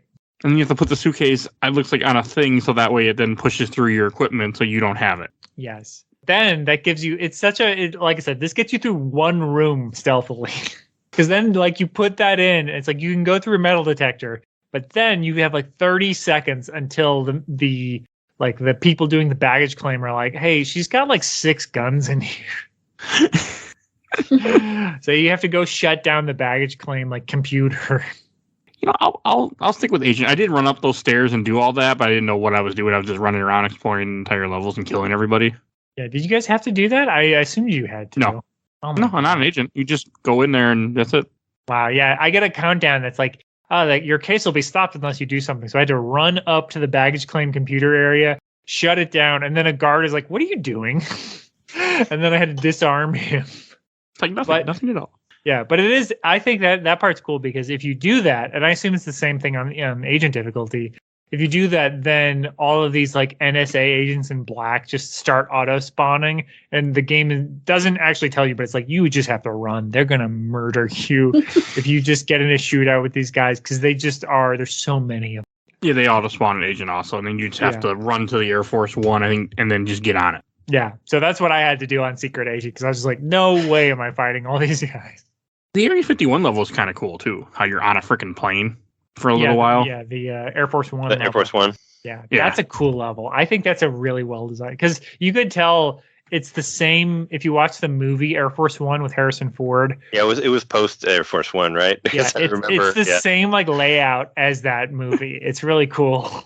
It's an interesting level. Like you come in as a stewardess and you have to like sneak around and go find the president, and then you tell him that Trent's trying to kill him, the guy that you now see again. It reminded me a lot of Call of Duty 4 because of that Mile High mission, whatever the hell it's called. It reminded me of that, just because. This mission is a lot. This is, so I didn't want to talk about it too much because it's not the game we're talking about. But like, I love, and I was talking to Vince about it. But like, I love Hitman 2 for the PlayStation 2 is like my first experience of like a true like stealth like assassin game. Oh yeah. I was gonna say that's kind of like getting the outfits and stuff is very like Hitman. And like Hitman.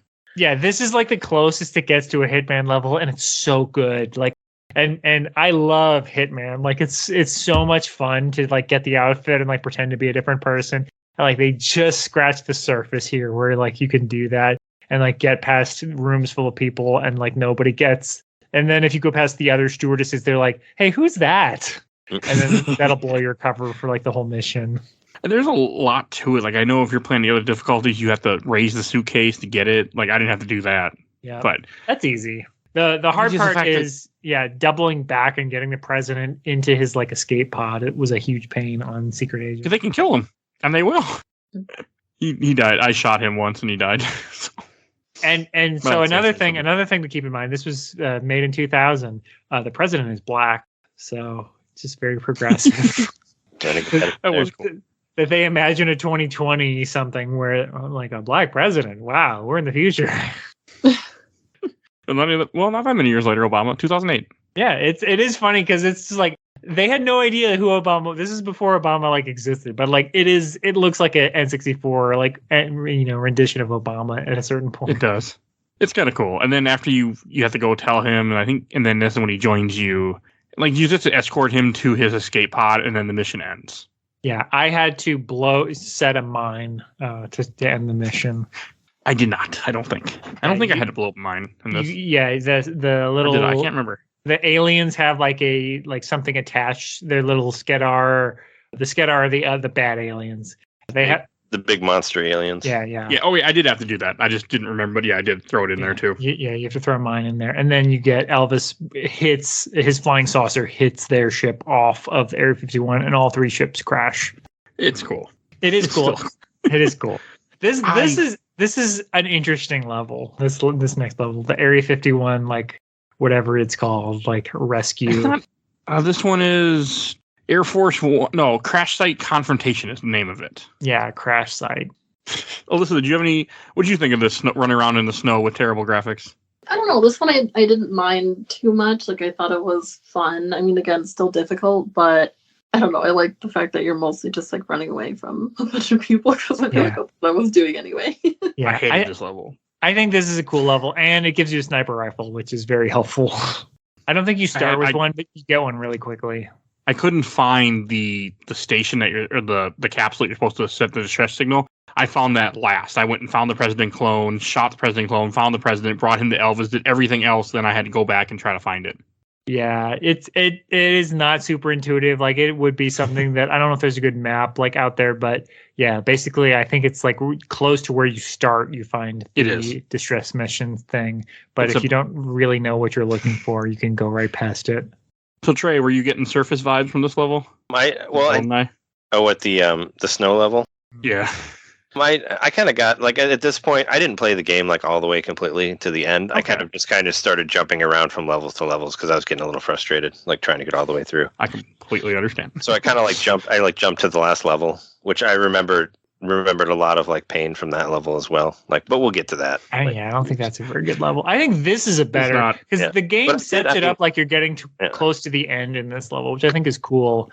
When you're like killing the fake president and everything, it feels like you're getting close to an ending, which I think this does a good job of setting up. I did like the snow level though. I mean, it reminded me of some of the GoldenEye stuff, and I'm sure it looked cool in black and white because it's already white everywhere. Yeah, it is very restart. It shouldn't be that much different because it's very monochromatic. I can't believe you played this in black and white, Alyssa. I feel sorry. It made it look more legendary, right? Definitely made it interesting. Playing like the 30s version of Perfect Dark. Yeah, exactly.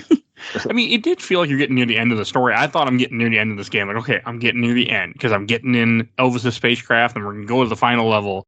Right. And we did not. Right. It does feel like we'll get to it. I do like that part when we get to it. So yeah, the next level is the Pelagic 2, right? Yes. That's the submersible, like, deep sea diving vessel that Trent wanted. I guess they just stole it or something, because now you have to like clear out all the guards and get to the bottom of the ocean. It's a cool level. It really is. I got stuck for a long, long time and had to look up what to do because I just got confused, but I had already killed everybody, so it was easy to run around, but there's so many guys to kill in this level.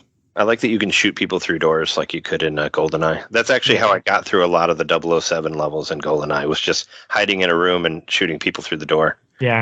Some levels you can do like a lot of it like that. Yeah, it's You have to. Yeah, and the way the AI is programmed in this level is there's always one guard running for the alarm whenever you go into a new room. So if you just stop him, it's a pretty easy level. It's really cool, though. I was surprised. Like, I kept thinking I was getting near the end of the game, and I kept forgetting a lot of what this game had, but I really did have fun with this level, fighting all the guys and, like, look, they're wearing, like, coveralls for some reason. Yeah, this is the Navy level. It's a good level. I mean, the whole idea that you're trying to get a submersible to then go to an underwater ship is what was happening. So, yeah, the whole crazy, like, sci-fi story is that basically there's, like, the good aliens, the Mayans, that Elvis is one of. They're helping the Carrington Institute. They're giving them, like, this future technology and all this stuff. Then there's the bad aliens, the Skedar.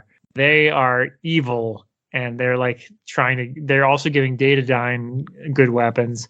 But what they found was I think it's Protean or something like that. I may be getting that confused with Mass Effect, but I think it's the same. But they find a ancient ship on the basically the Marianas Trench that has a like super weapon, and the Skedar want it from this third alien race, and that's why you're going to the bottom. That's what Trent wanted. That's why you're going to the bottom of the ocean. I never knew that. I guess I never paid enough attention to this game. Yeah, if you go, if you hit the little story mode in the Carrington Institute, like as you're playing through, it does tell you this stuff. You get that's why extra information. But that's how you find out like why you're down here and why this alien ship looks nothing like anything else you've ever seen. I always thought it was a Skedar ship all this time. I never knew it was another race. Yeah, it's a third like ancient race kind of thing where they're both trying to get to this first. And after you go through this level, you get into a sub, and then when you go down to that next level, that is a really cool level, though. Yeah, that's like this is when you fight. This is the ancient alien ship. This is when you fight Skeeters for the first time too. Mm-hmm. You like the first one. You always see dead because he gets sniped by the see-through wall sniper rifle by Elvis every time. It's just part of the way the game is scripted. So you'll come to it and find a dead body. I'm like, what the hell is this? I always remember that. I'm like, what is this thing on the floor? And then it turns out it's an enemy. Yeah. It's gonna murder you soon. And I like that the Data9 guards try to do the Chicago like stealth hiding thing, but you have an X-ray scanner. So if you turn that on, like you can just take your shotgun and just like blam, like hit them as they're standing still trying to be invisible. Alyssa, did you get to this part? Yes. Okay. Wow, this part must have been really confusing then for you with no idea. Pretty what far. you're doing. That's crazy. Yeah, it really was. Yeah. But again, it is a really cool level. I mean, you got teleporters you have to activate. This is where you fight the little Skeeter babies that come after you that are annoying as hell. Yeah. It's just, and you get Elvis for such a big chunk using that. Doesn't he give you the XLR gun in this level? Yeah, this is where he gives you the eraser gun that shoots through walls. And then he has a Phoenix, which is like the best pistol in the game with freaking explosive shells. Explosive if you hold down shell pistol, yeah. I love that gun. Yeah. I love the Mayan weapons. I hate all the Skeeter weapons. I will not use the Reaper, the Mauler. They're all garbage. I mean, it's kind of like shoots all over the place. Like it's kind of cool. You can turn it into like a drill, but I don't know. Yeah. It kind of sucks as a regular gun. Yeah. It's just not, it looks cool and it sounds cool, but it's not a good weapon. The Skeeters had really bad weapons, in my opinion, but the Mayans had really powerful weapons. Yeah, well, that's why they're the bad guys. They have all these like really crappy, really crappy offensive only, and the Mayans are all like really cool futuristic things. And then is this where you get if I remember correctly, you get teleport? No, you get captured in this, don't you? At the end of this? No. You get teleported that's next level. To the main like system of the ship. And you meet Dr. Carroll and you put in the thing you found in Chicago into his computer, memory banks or whatever. And he goes back to himself. But then he's like in like 30 or in like 80 seconds or whatever, I'm going to have control over like the most powerful super weapon in the world. So I'm going to blow up the whole ship instead of that happening. So please get off. Okay. And then this is where you then go back to the Carrington Institute. You have the level where they're under attack, which is kind of cool because it's the same level that you can walk around previous if you wanted to. Yeah, and you just run around that place. Rewards you if you've actually done all the tutorial missions. Yeah, you actually know where shit is, right? Yeah, exactly. Well, I mean, it's a whole level that they had already built, so it's obviously going to be in the game somewhere. They wouldn't just let that just be there just to find tutorial. They reused the Data9 office building, and now they're reusing the Carrington building, which is it's smart design, honestly. This is where you got to rescue hostages, which you can actually let some hostages die because I let like one die of each set and it was okay. So I had to go turn on miniguns in the back, which is a huge pain in the butt. That sounds like a bitch. Yeah, I had to go find. There's three gun turrets that I had to turn on, and like that. If you ever go back there behind where all the like the loading bay is, it's a huge maze. Like it's really hard to like find out what goes to what. Every room looks the same. There's like 2 doors leading into like something. And you're like, okay, where's this go? Nowhere. Or it like loops back in a circle back to where I was before. So it's like, it was a huge pain. And on Secret Agent, every single Data9 guard in this level had body armor. So same in Agent. They all have shields. Yeah, I was like running from everybody. I was like, oh my God, I have to get these gun turrets on or I'm dead. I remember running back there at one point, just kind of like I got lost in this level, and I know what you're talking about. I didn't find the gun turrets, so I didn't have to, but I was just running around, looking around, like what the hell is all this shit? Yeah, so that's interesting. Yeah, that part is so hard. Yeah, and then you have to rescue the hostages again on Secret Agent. I had to use the boost because it's like they're so fast killing them. Like I opened the door and they're both like blam blam, and I was like, okay, what was I supposed to do here? So I would have to boost to like you go into like this super slow motion mode where you can open the door and like you're moving in like 2 frames for every frame that the AI is moving. And so you can like run in with your AR-15, shoot them like 7 times because they have body armor. So that's what that combat boost is for.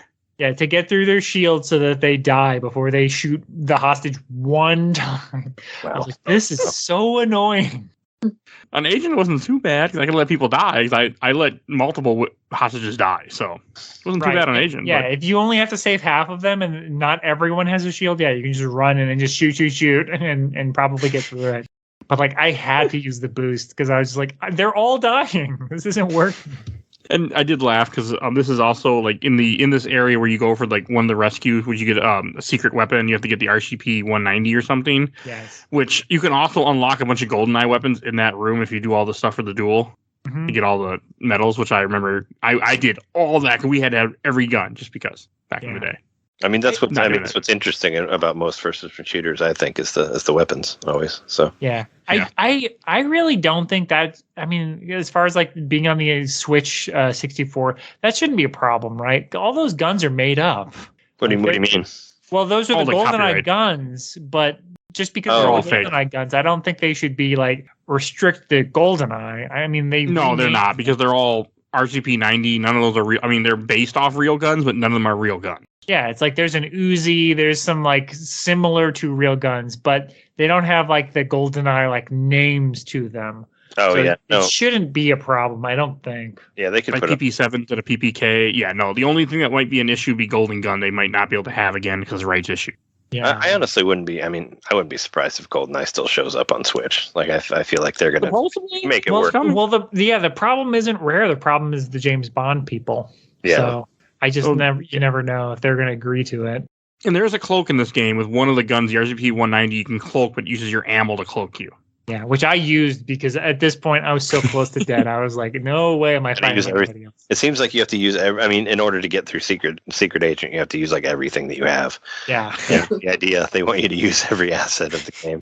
Yeah, I feel like You don't have to. Secret Agent is definitely the mode that like probably the programmers were playing on because it is hard. I mean, This it was really cool. Like when you bought the game when it came out, and you're like, okay, I'll beat it on this version, and then I want to learn how to do it on the harder version. And I don't know, it was neat. I liked it. Like I said, I liked it just because it wasn't just everybody hits harder. Like there's actually other stuff Yeah. to do too. Yeah. So it's And cool. you know, it was smart on Rare's part because they kind of, I don't know if that, Nintendo probably didn't tell them, but like, there's not going to be another Nintendo release for like the next 3 months, just like you're on your own out there, Rare. So like, if people don't play this game 50 hours, they're putting their N64 away, because that's just the nature of the N64 at that time.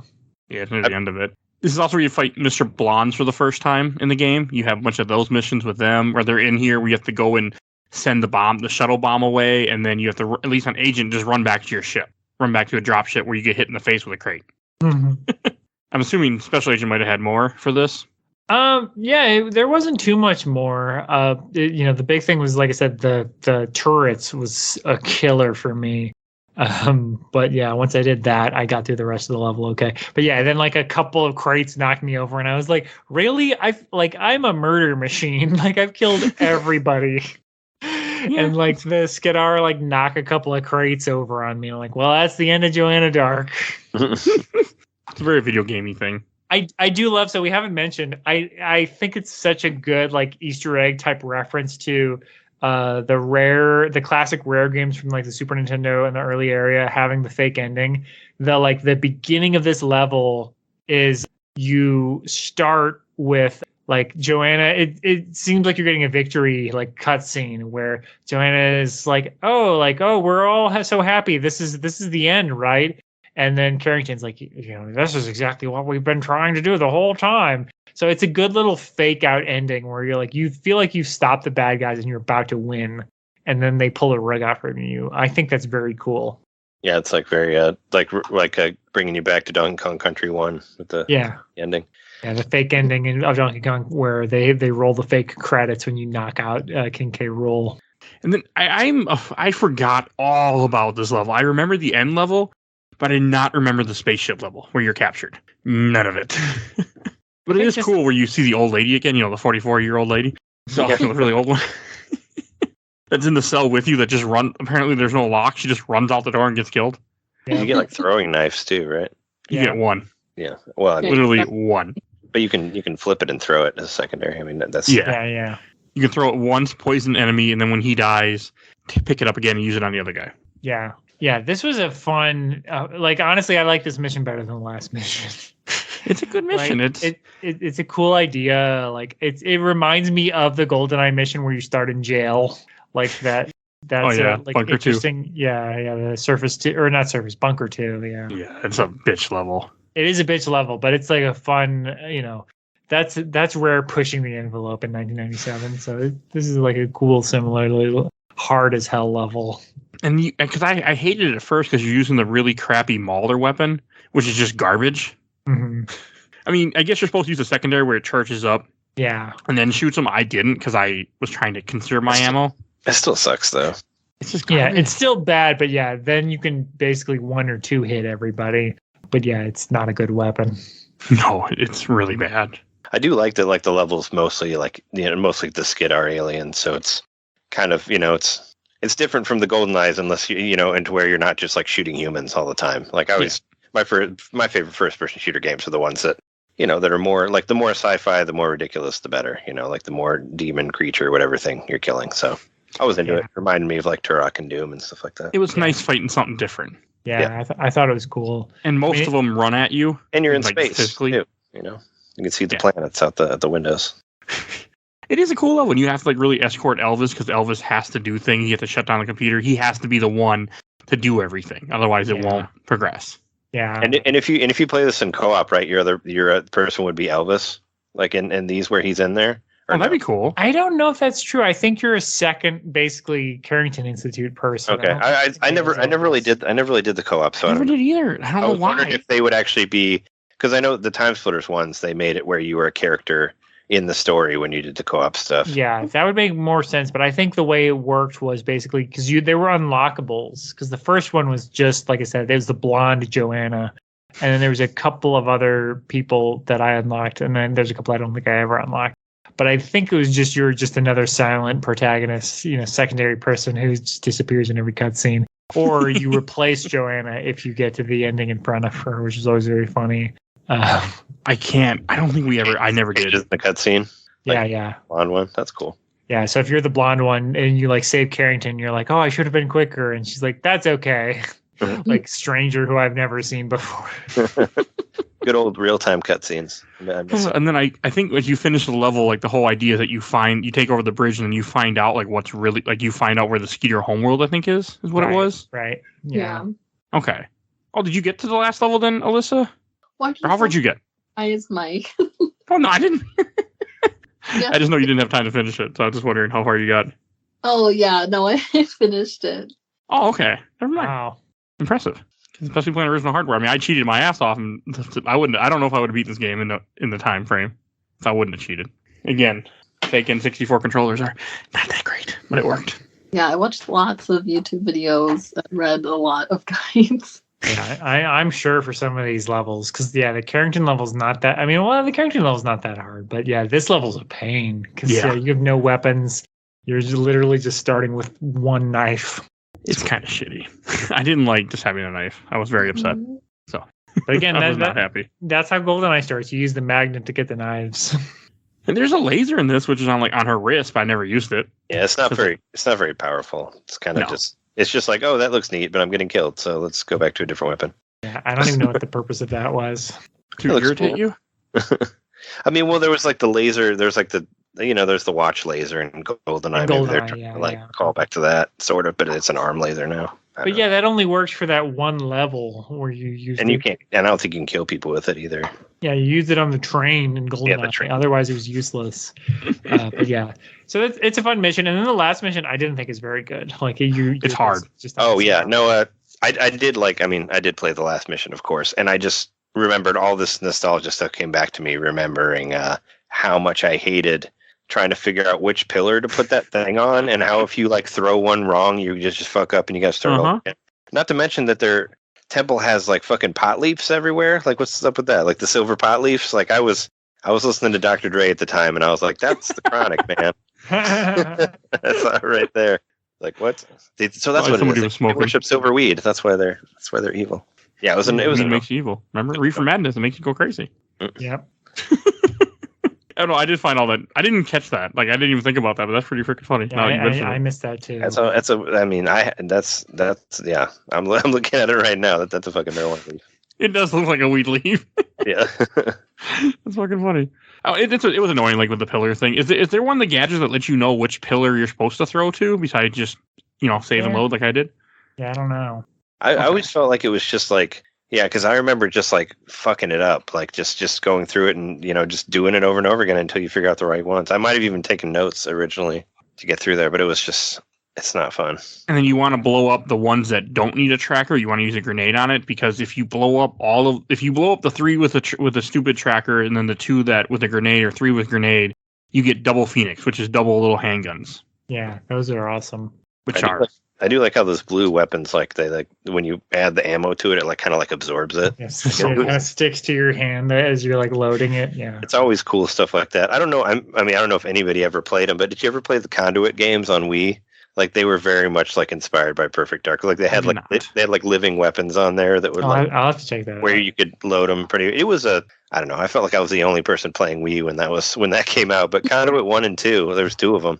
They were really cool. They were trying to make like a cool like sci-fi first-person shooter that kind of calls back to like go to like a Perfect Dark and X-Files and stuff like that. So it goes back to that like 90s alien abduction autopsy stuff, and very cool. And it was fun, and it had a good online mode at the time for Wii. I always wanted to play them. I never got around to it.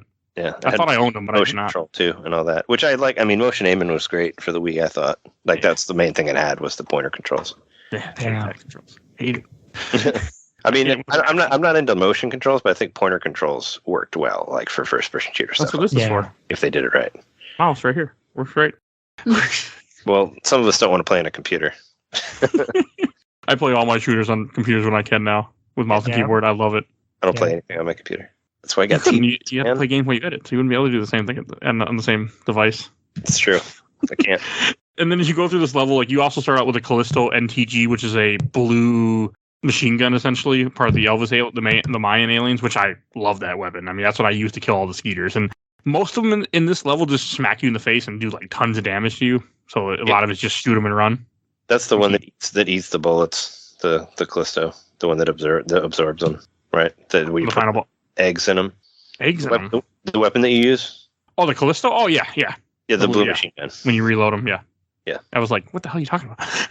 I was saying the one I was mentioning the one how it like absorbs it and has a cool way to look. It's just a weird level, and it's not a very good level, and it has a really annoying final boss fight that I don't think like I knew what to do just because I remembered what to do, but I feel like had I been playing this like without somebody telling me, I would have never figured it out. It's a really stupid fight where you have the giant Skeeter King and you have to shoot him enough times to get his shield to go black, so he has to recharge it. And he sits underneath a pillar and you have to shoot the pillar 5 times in order to break all the pieces off, so that way you can then drop it on him. Yeah, I remember that. It's really dumb. It sucks because, like at this time, I would always want to, you want the last boss to be like cool and memorable and all that. Something you can come back and play over and over again. And I remember just being like annoyed by this level. Like it wasn't as fun to beat, like, to just go back and do it again. No, it's a really bad design boss fight too, but maybe that was kind of the era. I don't remember much about 64 boss fights in games. I mean, I thought the boss fight kind of sucked on GoldenEye too, so I mean, I don't know. Yeah, I guess they didn't really know what to do with against 006. I mean, I tried to play it again more recently, and I couldn't figure out what to do. Shoot him. That's it. Shoot him first. Yeah, but it was another thing where, like, if you fuck it up at the end, you got to start all over again. So yeah, it was just I mean, I just remembered what to do, but I had a hard time shooting the pillars off, and I didn't know I had to shoot him enough time to get him to crouch. I had to look it up finally because I was like, "What the hell am I doing wrong?" It took a while. And auto aim was actually really bad in this part because auto aim would go towards him and not let me shoot the frickin' pillars. Of course. So I'm sure you have thoughts on the boss, Chris, the boss of the game. It's a pain. Like I love this game, but like the boss of this game is like I remember all of the other levels so much better than this level because I never liked this. I don't blame you. One bit. I didn't like it either. Alyssa, what did you think for someone that had no experience with this before? It was a pain in the butt. But once you like figured out what to do, though, I feel like it wasn't that bad. But it was just figuring out like what what order you had to do and like how to beat him. Like then it wasn't too terrible. And if you turn the auto like aim off. Yeah. How to beat her, because this is an Alien ripoff. It's the Queen, right? The Skadar. The Queen. I mean, the Skadars kind of reminded me of like the Independence Day aliens, also. Yeah. Yeah, I can see it. Because that was like that was around that time also. Yeah, it was 97, I think. Right? Yeah, it was like probably. It was like I thought it was in 90s, 97, 98. I was in high school still when it came out. So I don't like that movie at all. That movie scared me when I was a kid. I liked the way the aliens looked, like with their tentacles and all that stuff. But they're kind of because they're kind of big and like monstrous. The Skadars kind of remind me of that. Yeah. In middle school, I had a huge fear of aliens, and I hated alien stuff. Did you ever see Fire in the Sky when you were a kid? That movie scared the crap out of me. Never seen it. Never even heard of it. It was like an alien abduction, like horror movie where there's just one part where this guy gets abducted and he gets this like latex shit like put on him and he can't breathe and there's all these scary looking alien guys. I don't know. I'm good. Worth watching. I think it's on Amazon Prime. You can watch it on there. Check it It's out. a 90s horror alien thing. Bring back your fears of And then there's 4 secret missions, but we don't need to touch a lot of them. I didn't play any of them. There's the duel where you just talk a little bit about it. Oh, we did? Okay, yeah. We mentioned it briefly what they are. That's probably enough then. I was just looking at the last one, War, where you have to like kill 3 Skeeter Kings. Yeah, and they're not. You don't have to do the same thing with the statues. You got to shoot them. It's just stupid. Who's doing that shit? I remember on the GoldenEye, I unlocked every mission through cheating. I didn't even unlock every mission through cheating in this game. Like, just don't have the time or effort to do that. Like back in the day, I had like a Game Shark. I did the GoldenEye, like don't take any damage cheat to get through perfect agent of everything. I didn't do that with this game. I think the bonus levels were kind of cooler in GoldenEye because you got like the Moonraker level and the Aztec and Moonraker were cool. They were better than what this is, so because this was not good. All right, should we go on to questions, comments, memories? I got more than I expected. Sure. I'll read some. First from the N64 supergroup from Ainsley Bowstead. I remember this was probably the most hyped title I can ever remember. Rare was super secretive about everything back then, and it seemed every month there were more rumors and snippets about what might be in the game and magazines. This went on for years. I don't remember any of that. Because I didn't know this game existed until my buddy said, here, buy this. I said, what? So I just knew what I read from Nintendo Power. Because I guess, what was it? IGN 64 like existed at this time. So I had some internet, stuff like before I was living on the internet. Yeah, but it was. At this time I would have gone past Nintendo Power. Would have been probably on EGM, and they were pretty anti-Nintendo. Sure, yeah. Well, it was. I mean, IGN, like their first, like when they first started, they were called N64.com. Oh. Before they had to change it to IGN64.com. But I mean, that was the very first time I ever like read like Matt Casamassina and all that stuff. Was like probably like what 96 or 97 or something. That's pretty cool though. Still, so I probably got a lot of the info on this from that. From Leo Holman, took everything that was cool about GoldenEye and made it even better. Spiritual successor in many ways, one of the best shooters of all time. I do think I understand what he's saying, but the single player campaign not the best mode of this game. No, I'm a huge fan of Doom 64 on 64, and I think that game's more fun to play than this game. Like as far as the single player goes, I love that game. If you ever do an episode about it, let me on it. It's one of my favorites. I like this game better, but I think only because the multiplayer I think is better than Doom 64. Well, there's no multiplayer in Doom 64, so yes. Yeah, that's what I'm saying. And overall, I think Perfect Dark's a better game, but yeah, if it's single player campaign, I don't think Perfect Dark's single player campaign shines. As far as games that I like still play, like I still think Doom 64 runs better than this. I also don't like, but it also isn't as ambitious, and all that. Yeah. All right, and then from Danny N, playing against P-Sims was the best in multiplayer. I remember playing for hours with my brother. P-Sims did not fight back. Yeah, P-Sims, they will only, they won't get a weapon out. And then from Nick Satirino, beating on Perfect Agent was one of my proudest N64 achievements. Took forever.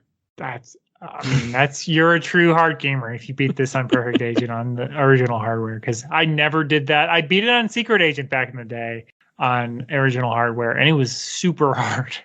No, I did. I did that because I could see all my what I had done, and it was all But- Secret Agent, but not. But perfect agent. everything Oh for- my god. yeah, I it's hard got to tell. I did got some of through them, like the I first, got through like like, Area 51 and I was like, I just can't get past Area 51. It's so hard. And from Dean Williams, I thought it was a disappointment compared to GoldenEye, Hmm. which I found interesting. All right, from Jesse Longpree, hands down my favorite N64 game, good memories, and just replayed it around Christmas, and I gotta say it still holds up. Okay. And last one from this group I want to read from Kenneth Rivera. I wish they put this on the NSO. They probably will. I think it's going to happen. I hope I they think this- do. I think there's a good chance. I mean, there's like somebody like Datamined did or something where they saw like all those. I don't know if you remember that. They showed all those blank spaces for games that were going to come out, and I think there's a good chance that Perfect Dark will happen. And there's all these rumors about GoldenEye happening too, like for It'd be good. for Xbox and Nintendo. So I wouldn't be Need to put this surprised. stuff out It would again. be a really good way to play it because you would have save states. Like I played, what did I play? Majora's Mask on the 64 online that game. and Switch. One of my Yeah. favorites. Yeah, and having save states helps because I hate the save system in that game. Oh yeah, Me no, too. so much. Well, especially like when you get in those like later dungeons where you like fall off a thing and then you got to go through a bunch of shit to come back where you were. Like, Yeah. I'll save state the fuck out of that. Like, Yeah. why not? I beat that game a million times. I don't need to, I'm the not same save way, to yeah. make it authentic or whatever. Yeah, to do the like Goron moon level, like just let me save state that because that level sucks. But yeah, so if they did that with Perfect Dark, it would make it all of these, the checkpoint stuff that I said should be in there. You could just put it in yourself. Yeah, well, I wouldn't be surprised. I mean, Microsoft and Nintendo are pretty buddy nowadays, and they released all the Donkey Kong countries on Nintendo Switch Online. So Yeah. Microsoft doesn't seem to be that protective about making console gaming stuff anymore. They're just like, whatever, we're a PC company that also has one system that some people have. and Banjo on there too already. So Yeah, they don't care as much. Yeah. I'm okay with that, though. I'm a PC gamer now for some reason, 100%. So I don't know why. I play consoles, but I love PC now. So I got nothing on that one. I'm happy that they're going PC. I just don't like that they don't have stuff on. Some of their stuff is not on Steam. do any of you care about the Perfect Dark sequel? You remember there was an announcement of that, like I don't know how long, like a couple years ago or something. I forget where it was, but I forgot there there is was one. anything. There is one that they are making a new one, and it did get announced. I don't know, was it at the Game Awards or something like that? It was like one of those like ridiculous big events, and they just was like Perfect Dark, like they're doing another one. So it's not dead. I'll believe it when I see it. Yeah, it would be cool if they did it. I will say, and I guess I'm just like naive and I was, in high school, so I don't know if I just didn't pay attention, but like I just thought Perfect Dark was cool. I thought Joanna Dark was cool, but if you go back and watch any of the like YouTube or, the advertising campaigns for this game, they're all pretty embarrassing. Like they were really chasing Tomb Raider. They really wanted Joanna Dark to be like a sexy spy, like answer to Lara Croft. And it's like I said, it's embarrassing. It's like, why? Like playing this game, I thought like, oh, this is just cool. The same way when I played Mass Effect, I'm like, oh, this is just cool. Commander Shepard is just a girl. Like you don't have to make a huge deal about it, but Rare kind of did, and it was very embarrassing. I'm watching the commercial where she's taking a shower in the commercial. Wow. Yeah, it's Okay. embarrassing. Yeah, I don't Like remember any of that, but they were that really sucks. chasing That's how they the Lara Croft. Like, what if we made a video game protagonist sexy? Where you're just like, nothing about Joanna Dark in the game itself is like sexy, which I don't think it's not a bad thing. Like she's. I mean, well, it's mostly the just 64. They're all very boxy and pointy and hurty. Looks like they might stab your eyes out if you try to hug them. Yeah, it's not. It's a real. I just found this commercial that I put in the chat. Yeah, it's very interesting. I see exactly what he means. Yeah, like I said, I didn't pick up on that at the time, but I read about it later, and then I read that stuff, and I was like, this is so stupid. Why did they do this? It doesn't even show gameplay till 50 seconds into the minute commercial. Wow. The first 50 seconds is just her changing clothes and taking a shower and getting dressed, and yeah. It was Different type. on the thing of the new Perfect Dark game. It was unveiled at the Game Awards in 2020, so it's not that long ago. Oh. But it's 2 years ago they unveiled that they were making a new Perfect game. Again, I won't believe it unless I see it. So. I also don't care. So I'm so moved on from it. I don't care at all. If it comes out, I'd play it, sure, at some point. Years I down mean, the road. Xbox needs some sort of exclusive, so they can have that. Yeah. All right, and then I watched the entire Overload Super replay. Got a few comments I want to read. From Zach Zek, the Farsight gun was so fun in multiplayer. And from Matt Pickleton, I remember those challenge missions being hard as shit. The enemy AI was fucking brutal. Which is not wrong. From Daniel Jones, Perfect Dark, more like perfect game, am I right? And last one from this group, Aaron Cornwell. The strangest memory I have of this game as a kid was that my dad would never let me say I beat it until I completed every perfect agent mission with a perfect dark cheat on. I still don't know how my dad did it, but watching him do it almost 50 blew my mind. Also keep in mind he never used the internet for forums, so he didn't know how competitive the speedrun community was at the time for challenges like this. Well, okay. I guess you want to make sure you got your money's worth, maybe. That's mean. You didn't beat it, kid. You're not a real gamer. Go back and play those levels again on the hard difficulty.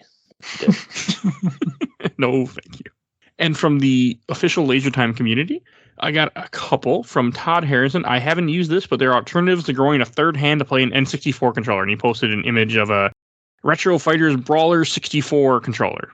I'm assuming for regular 64, but it looks a lot better. It doesn't have the third arm that you need. Is that's the one that's the 2, right? I always thought about getting that, but I never did. The one that's like reworked. I can't see. That did not work at all. Yeah.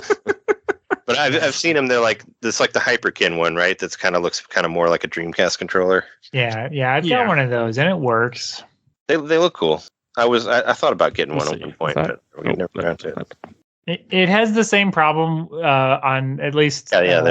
Yeah, it has the same problem. I didn't play it on this playthrough, but in the past when I played like GoldenEye, it'll have the same problem that some modded controllers will have, where if you're doing the like strafing, it won't like reset to the like base, like, you know, not moving analog, because it'll just have like some drift on it, which is very annoying. So you have to like unplug it every 30 seconds.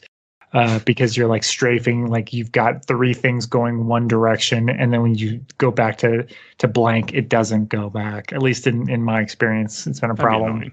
Okay. And then from this one, from Jose Troop, the difficulty in this game changed the objective. What difficulty level did you choose for this playthrough? I did Agent, Chris did Special Agent, and then Alyssa and Trey did Agent.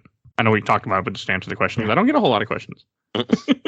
And last one from this group, from Luke Beatty. I didn't get an N64 until a bit after the fact, and this is one of the games I had for it. I still remember my friend in high school being so annoyed that I had this, but not GoldenEye. When we got out the system to play some multiplayer games, I still don't quite understand why he thought it wasn't a good substitute, since it plays pretty similarly, and you can even unlock guns from GoldenEye to use in the multiplayer from what I remember. You can. I did not, because I didn't care, but you can. Yeah, if you're just like, this isn't GoldenEye, like you can replay GoldenEye on this with the combat simulator. You can just pick all the guns from GoldenEye. You can go to the complex or the temple and just redo it. And the facility is in there. I double checked on the levels. That's cool. Yeah, so it's just you can do like the best missions from the GoldenEye level. And you don't have to, you can just redo them. And, it's silly to complain about that. And from the last group, Giant Bomb, I got a lot. Thank you. I won't be reading them all because I'm running out of time, but I'm going to read some. From John Holland, one thing people don't mention with Perfect Dark is the thumping soundtrack, especially the end credit. I mean, the sound. I mean, most rare games have fantastic soundtracks. Like I still listen to the Perfect Dark soundtrack like on the regular. So yeah. Always, whenever I would do, like sometimes I would play video game music at bars. I used to when I worked there. I don't really work at bars anymore, but I always had the that opening song for this on there. Like the like that song is a banger. Yeah. I wish there's a way I could get like the soundtrack, but the problem would only be about 35 minutes of just the like calm themes, no alert. Because the way most of those soundtracks have is they have the alerts in there, and like I don't want to hear any of those. I mean, you can get some people put up like hour-long. I don't know if they do that of Perfect Dark songs, but you can find a lot of them on YouTube. Yeah, I think they do put up like, oh, here's like the main menu mission, song or stuff like that, hour-long. But I just want chill beats, Perfect Dark. I can't listen to music that long. I have to have different songs. And from Jordan Nyhoff, I went back to it last year and was struck by how low the frame rate was. It runs at like 18 frames per second most of the time, and it's crazy to me that we ever found that acceptable. I think that's being nice. I think it's at like 10 frames sometimes. I don't know. Yeah, it's It was like Star Fox levels, Super Nintendo Star Fox level at some point. Yeah, it's like 15 to 20 at best, and yeah, it'll go under 10 if you've got like light sources, like 3 guys and an explosion on the screen. It'll be under 10. It didn't get to the point where it's like a slideshow, but I wouldn't have been surprised if it did. It would get there just because of Yeah, GoldenEye would if you threw like 3 mines on top of each other, it would be like single digit frames. I did that with the old remote proximity mines where you just like set up all in a room and everything goes off and the game just freezes for a bit. Sure. Trying to figure out what the hell's happening. Yeah. GoldenEye would be like 5 frames where you're just watching a slideshow at that point. All right, I'm going to read 2 more from Robbie Flanagan. This has no joke, no hyperbole, the most perfect multiplayer mode of all time for me. Okay.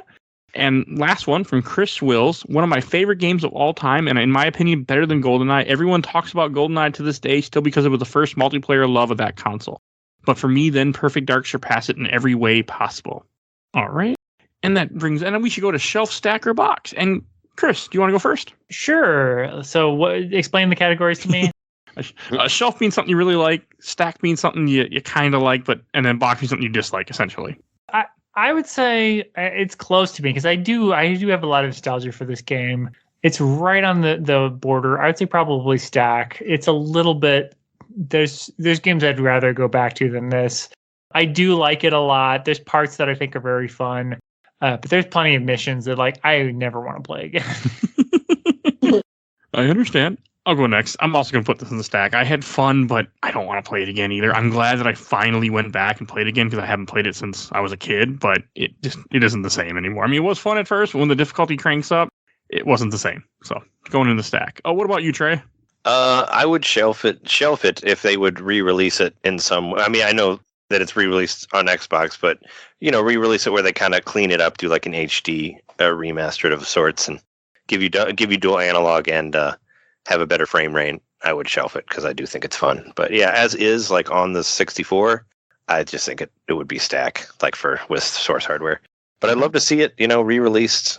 I mean, an NSO would be cool, but it'd be cool if they re-released it like they've done with Turok 1 and 2 and Doom 64 and stuff like that, where they've actually prettied it up and made it look HD and all that. Yeah, I would play it again if they did that and made the frame rates better. I would 100%. Yeah, that would be it would be a shelf game for me as well if they let me pay $10 or whatever it would be to play to buy it on the Switch for like a good version. And what about you, Alyssa? I would definitely box this. I don't think I'll ever play this game ever again, or if they remaster it or anything. Yeah, definitely not going to put myself through that suffering and pain ever again. I don't blame you. Alyssa, did you get the link that Michael sent? Yes. Yeah, you don't remember any of this, right? It's terrible. This was but this commercial is awful. Like this is an era in video games. The sexism of the 90s. It's like that you didn't have to deal with because you were very young. But like I remember it was really bad.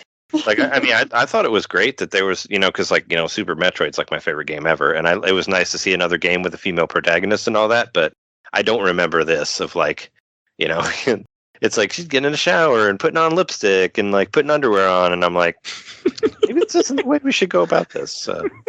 Like literally nothing she does is different than what James Bond does. Yeah. Why are we? It's so strange. But at least we know the perfect dark world is around the corner because it happens in 2023. I'll still be living in Chicago, so we get flying cars in, right? Yeah. Yep. Yeah, we'll have flying cars. We'll have alien contact. Those police robots will be shooting everybody in the streets, I guess. Okay, that part I can believe. Yeah. The rest I don't know about. Yeah, wasn't there just I feel like there was a release just like last week where it's just like drone tasers. They're like, we've got a great new plan for drone piloted taser. I was going to say that. There are like robot cops in California, so it's not that far from a reality. Like they totally have little like roller cops in like San Francisco and all that. Yeah. I've seen footage of it. It's gonna be great. Well, and there's the aliens will officially make contact, and we'll have our far sight guns that can shoot through walls in no time. So hey, we might already. We just don't know. I do really miss the alien stuff versus the crazy shit that happens now, like on our on just talking about like conspiracies about aliens being hidden from us by the government is much better than QAnon and whatever else ridiculous shit is. Oh God, yes. now. Yeah. I'd rather have X-Files real, not what we have now. It was a safer time as far as like what we're saying, like versus like whatever ridiculous shit that's happened now. Like that lizard people exist. How about that one? Yeah. Reptilian Keanu Reeves. I've seen him. Yeah. That's always a slippery slope conspiracy theory. Yeah. Because The you're only always conspiracy like, theory that you're I always buy like- into is Yeah, JFK wasn't shot by Oswald. That one I buy into. Well, I mean, it wasn't JFK Jr. is like this the Jesus figure of QAnon. If you ever got into that, yeah. But yeah, came back from that he came back from the dead and he's going to come back and pay all our medical bills or something like He that. got killed. He took shots. He's dead. He can come back. Man. well, JFK Jr. didn't take any shots. He flew a plane. I'm thinking of Robert Kennedy. Yeah. Sorry. The Junior. Second, Junior just flew a plane and died. But Junior is the QAnon savior. The QAnon Christ. Why? I don't know. They just think he is. The internet. Yeah. Okay. But Let's yeah, go back to that's aliens. that's the future. But I do think it's and I understand, Alyssa, you didn't have a lot of fun with this game, but it is hard like to play local multiplayer. Like that's the secret of this game and GoldenEye too. Like if you don't have like 2 or 3 people who are gonna, or at least 1 or 2 people who are gonna play this with you, you're missing out on like what people liked about this so much. Like the single player campaign was not the like star attraction. So I do want to just put that, like, that's it. That's why if they put a $10 Switch version out that just had like some kind of online online multiplayer system, like it would be worth it just for that. Yeah, I mean they've done it like I said, they've done it on a lot of their re-releases on there. Like I was so surprised that Turok 2 had it. Like the re-release of Turok 2 has online, and I think That like is Jedi weird. Academy does as well. So That's you also weird. Yeah, like they can do it. I mean, I know Switch's online multiplayer is not like the greatest it's ever been, but like can run Turok 2. yeah, for what Perfect Dark needs, you could run 16 people in a room. Like it wouldn't be like the thing that like running Fortnite or something like that, the drain on a network that it is, where you have 100 people. Like they could do it. Yeah. All right. And I should mention what I'm going to be talking about next week. Next week, I'm going to be playing Oddworld Stranger's Wrath because I want to. There you go. I haven't played it in years. And Have I fun wanna with see- that one. I think that one's on Switch too. Or I'm was playing it on a PC, the HD version, but yeah, it's on Switch. Mhm. It's so far, it's holding up. I've only taken out 5 people so far, and it's holding up. Is that the one? Is that like the first person shooter where you shoot like the creatures at people? Yeah, he hates guns. Yeah, Yeah, I bought that and I barely touched it. I just played it a little bit and couldn't really get into it. I beat it on regular Xbox back in the day, and I really remember liking it a lot. And this is my first time playing it in probably over like 15 years. So yeah, we'll see how it goes. And Trey, where can people find you at? You can find me at if you go on. I put the most stuff on Twitter, and that's at Nintendo_domain. I have a Twitch channel, twitch.tv/Nintendo Podcast, youtube.com/Nintendo Podcast. Like I said, just look up Nintendo Main and you'll find it. Also, patreon.com/Nintendo Podcast is where you can donate to us and get bonus episodes and all that stuff. And Chris, where can people find you at? I have a bad movie podcast called Your Stupid Minds. You can listen to futuristic episodes like Barbed Wire, about other sexy. There you go. Same time. Same time. Yeah, exactly. Sexy futuristic people shooting guns, or almost 200 other episodes of things that maybe are less offensive than that. But Your Stupid Minds. .com. We're on all the websites, and then Some of My Friends Read Comics is our comic book club podcast that I'm on with Vincent Goodwin, who I name dropped earlier. He's been on this show in the past. Yes. So yeah, if you want to listen to us give our opinions, and coming up by, I think it may already be out by the time this comes out, is League of Extraordinary Gentlemen. We haven't covered Alan Moore in a long time, so we're going back to a classic Alan Moore from the late 90s. Okay. And Alyssa, where can people find you at? I am on Instagram. My Instagram is Alyssa Billy, and I have like perler art on there. Yeah, again, I'm not fancy like you guys and have a podcast, but It's not a bad thing. It's a whole nother can of worms. It's an obsession. That's for sure. And if you enjoyed this episode, you can find over 300 other episodes of Games My Mom Found. We do movies, comics, TV seasons sometimes. We do all sorts of crap. Definitely go check it all out. If you can't find it all on Spotify or iTunes, Stitcher, everything is on Podbean because the other podcasts only go back 100 episodes or so, and I post a lot. So everything's on there. So definitely go find all that. And if you want to support the show, we also have a Patreon at Games My Mom Found. Just a little $1, you get to vote in our Patreon poll. Right now is a loser movie poll, or loser poll from earlier. I don't even remember what's on at the moment off the top of my head, but definitely go check that out. For a little $1, you get to choose something that's going to be on the show. You get to affect the show. So go do that. And I want to give a shout out to my awesome intro and outro, courtesy of Helena at Hell Has Fury on TikTok. You can follow her.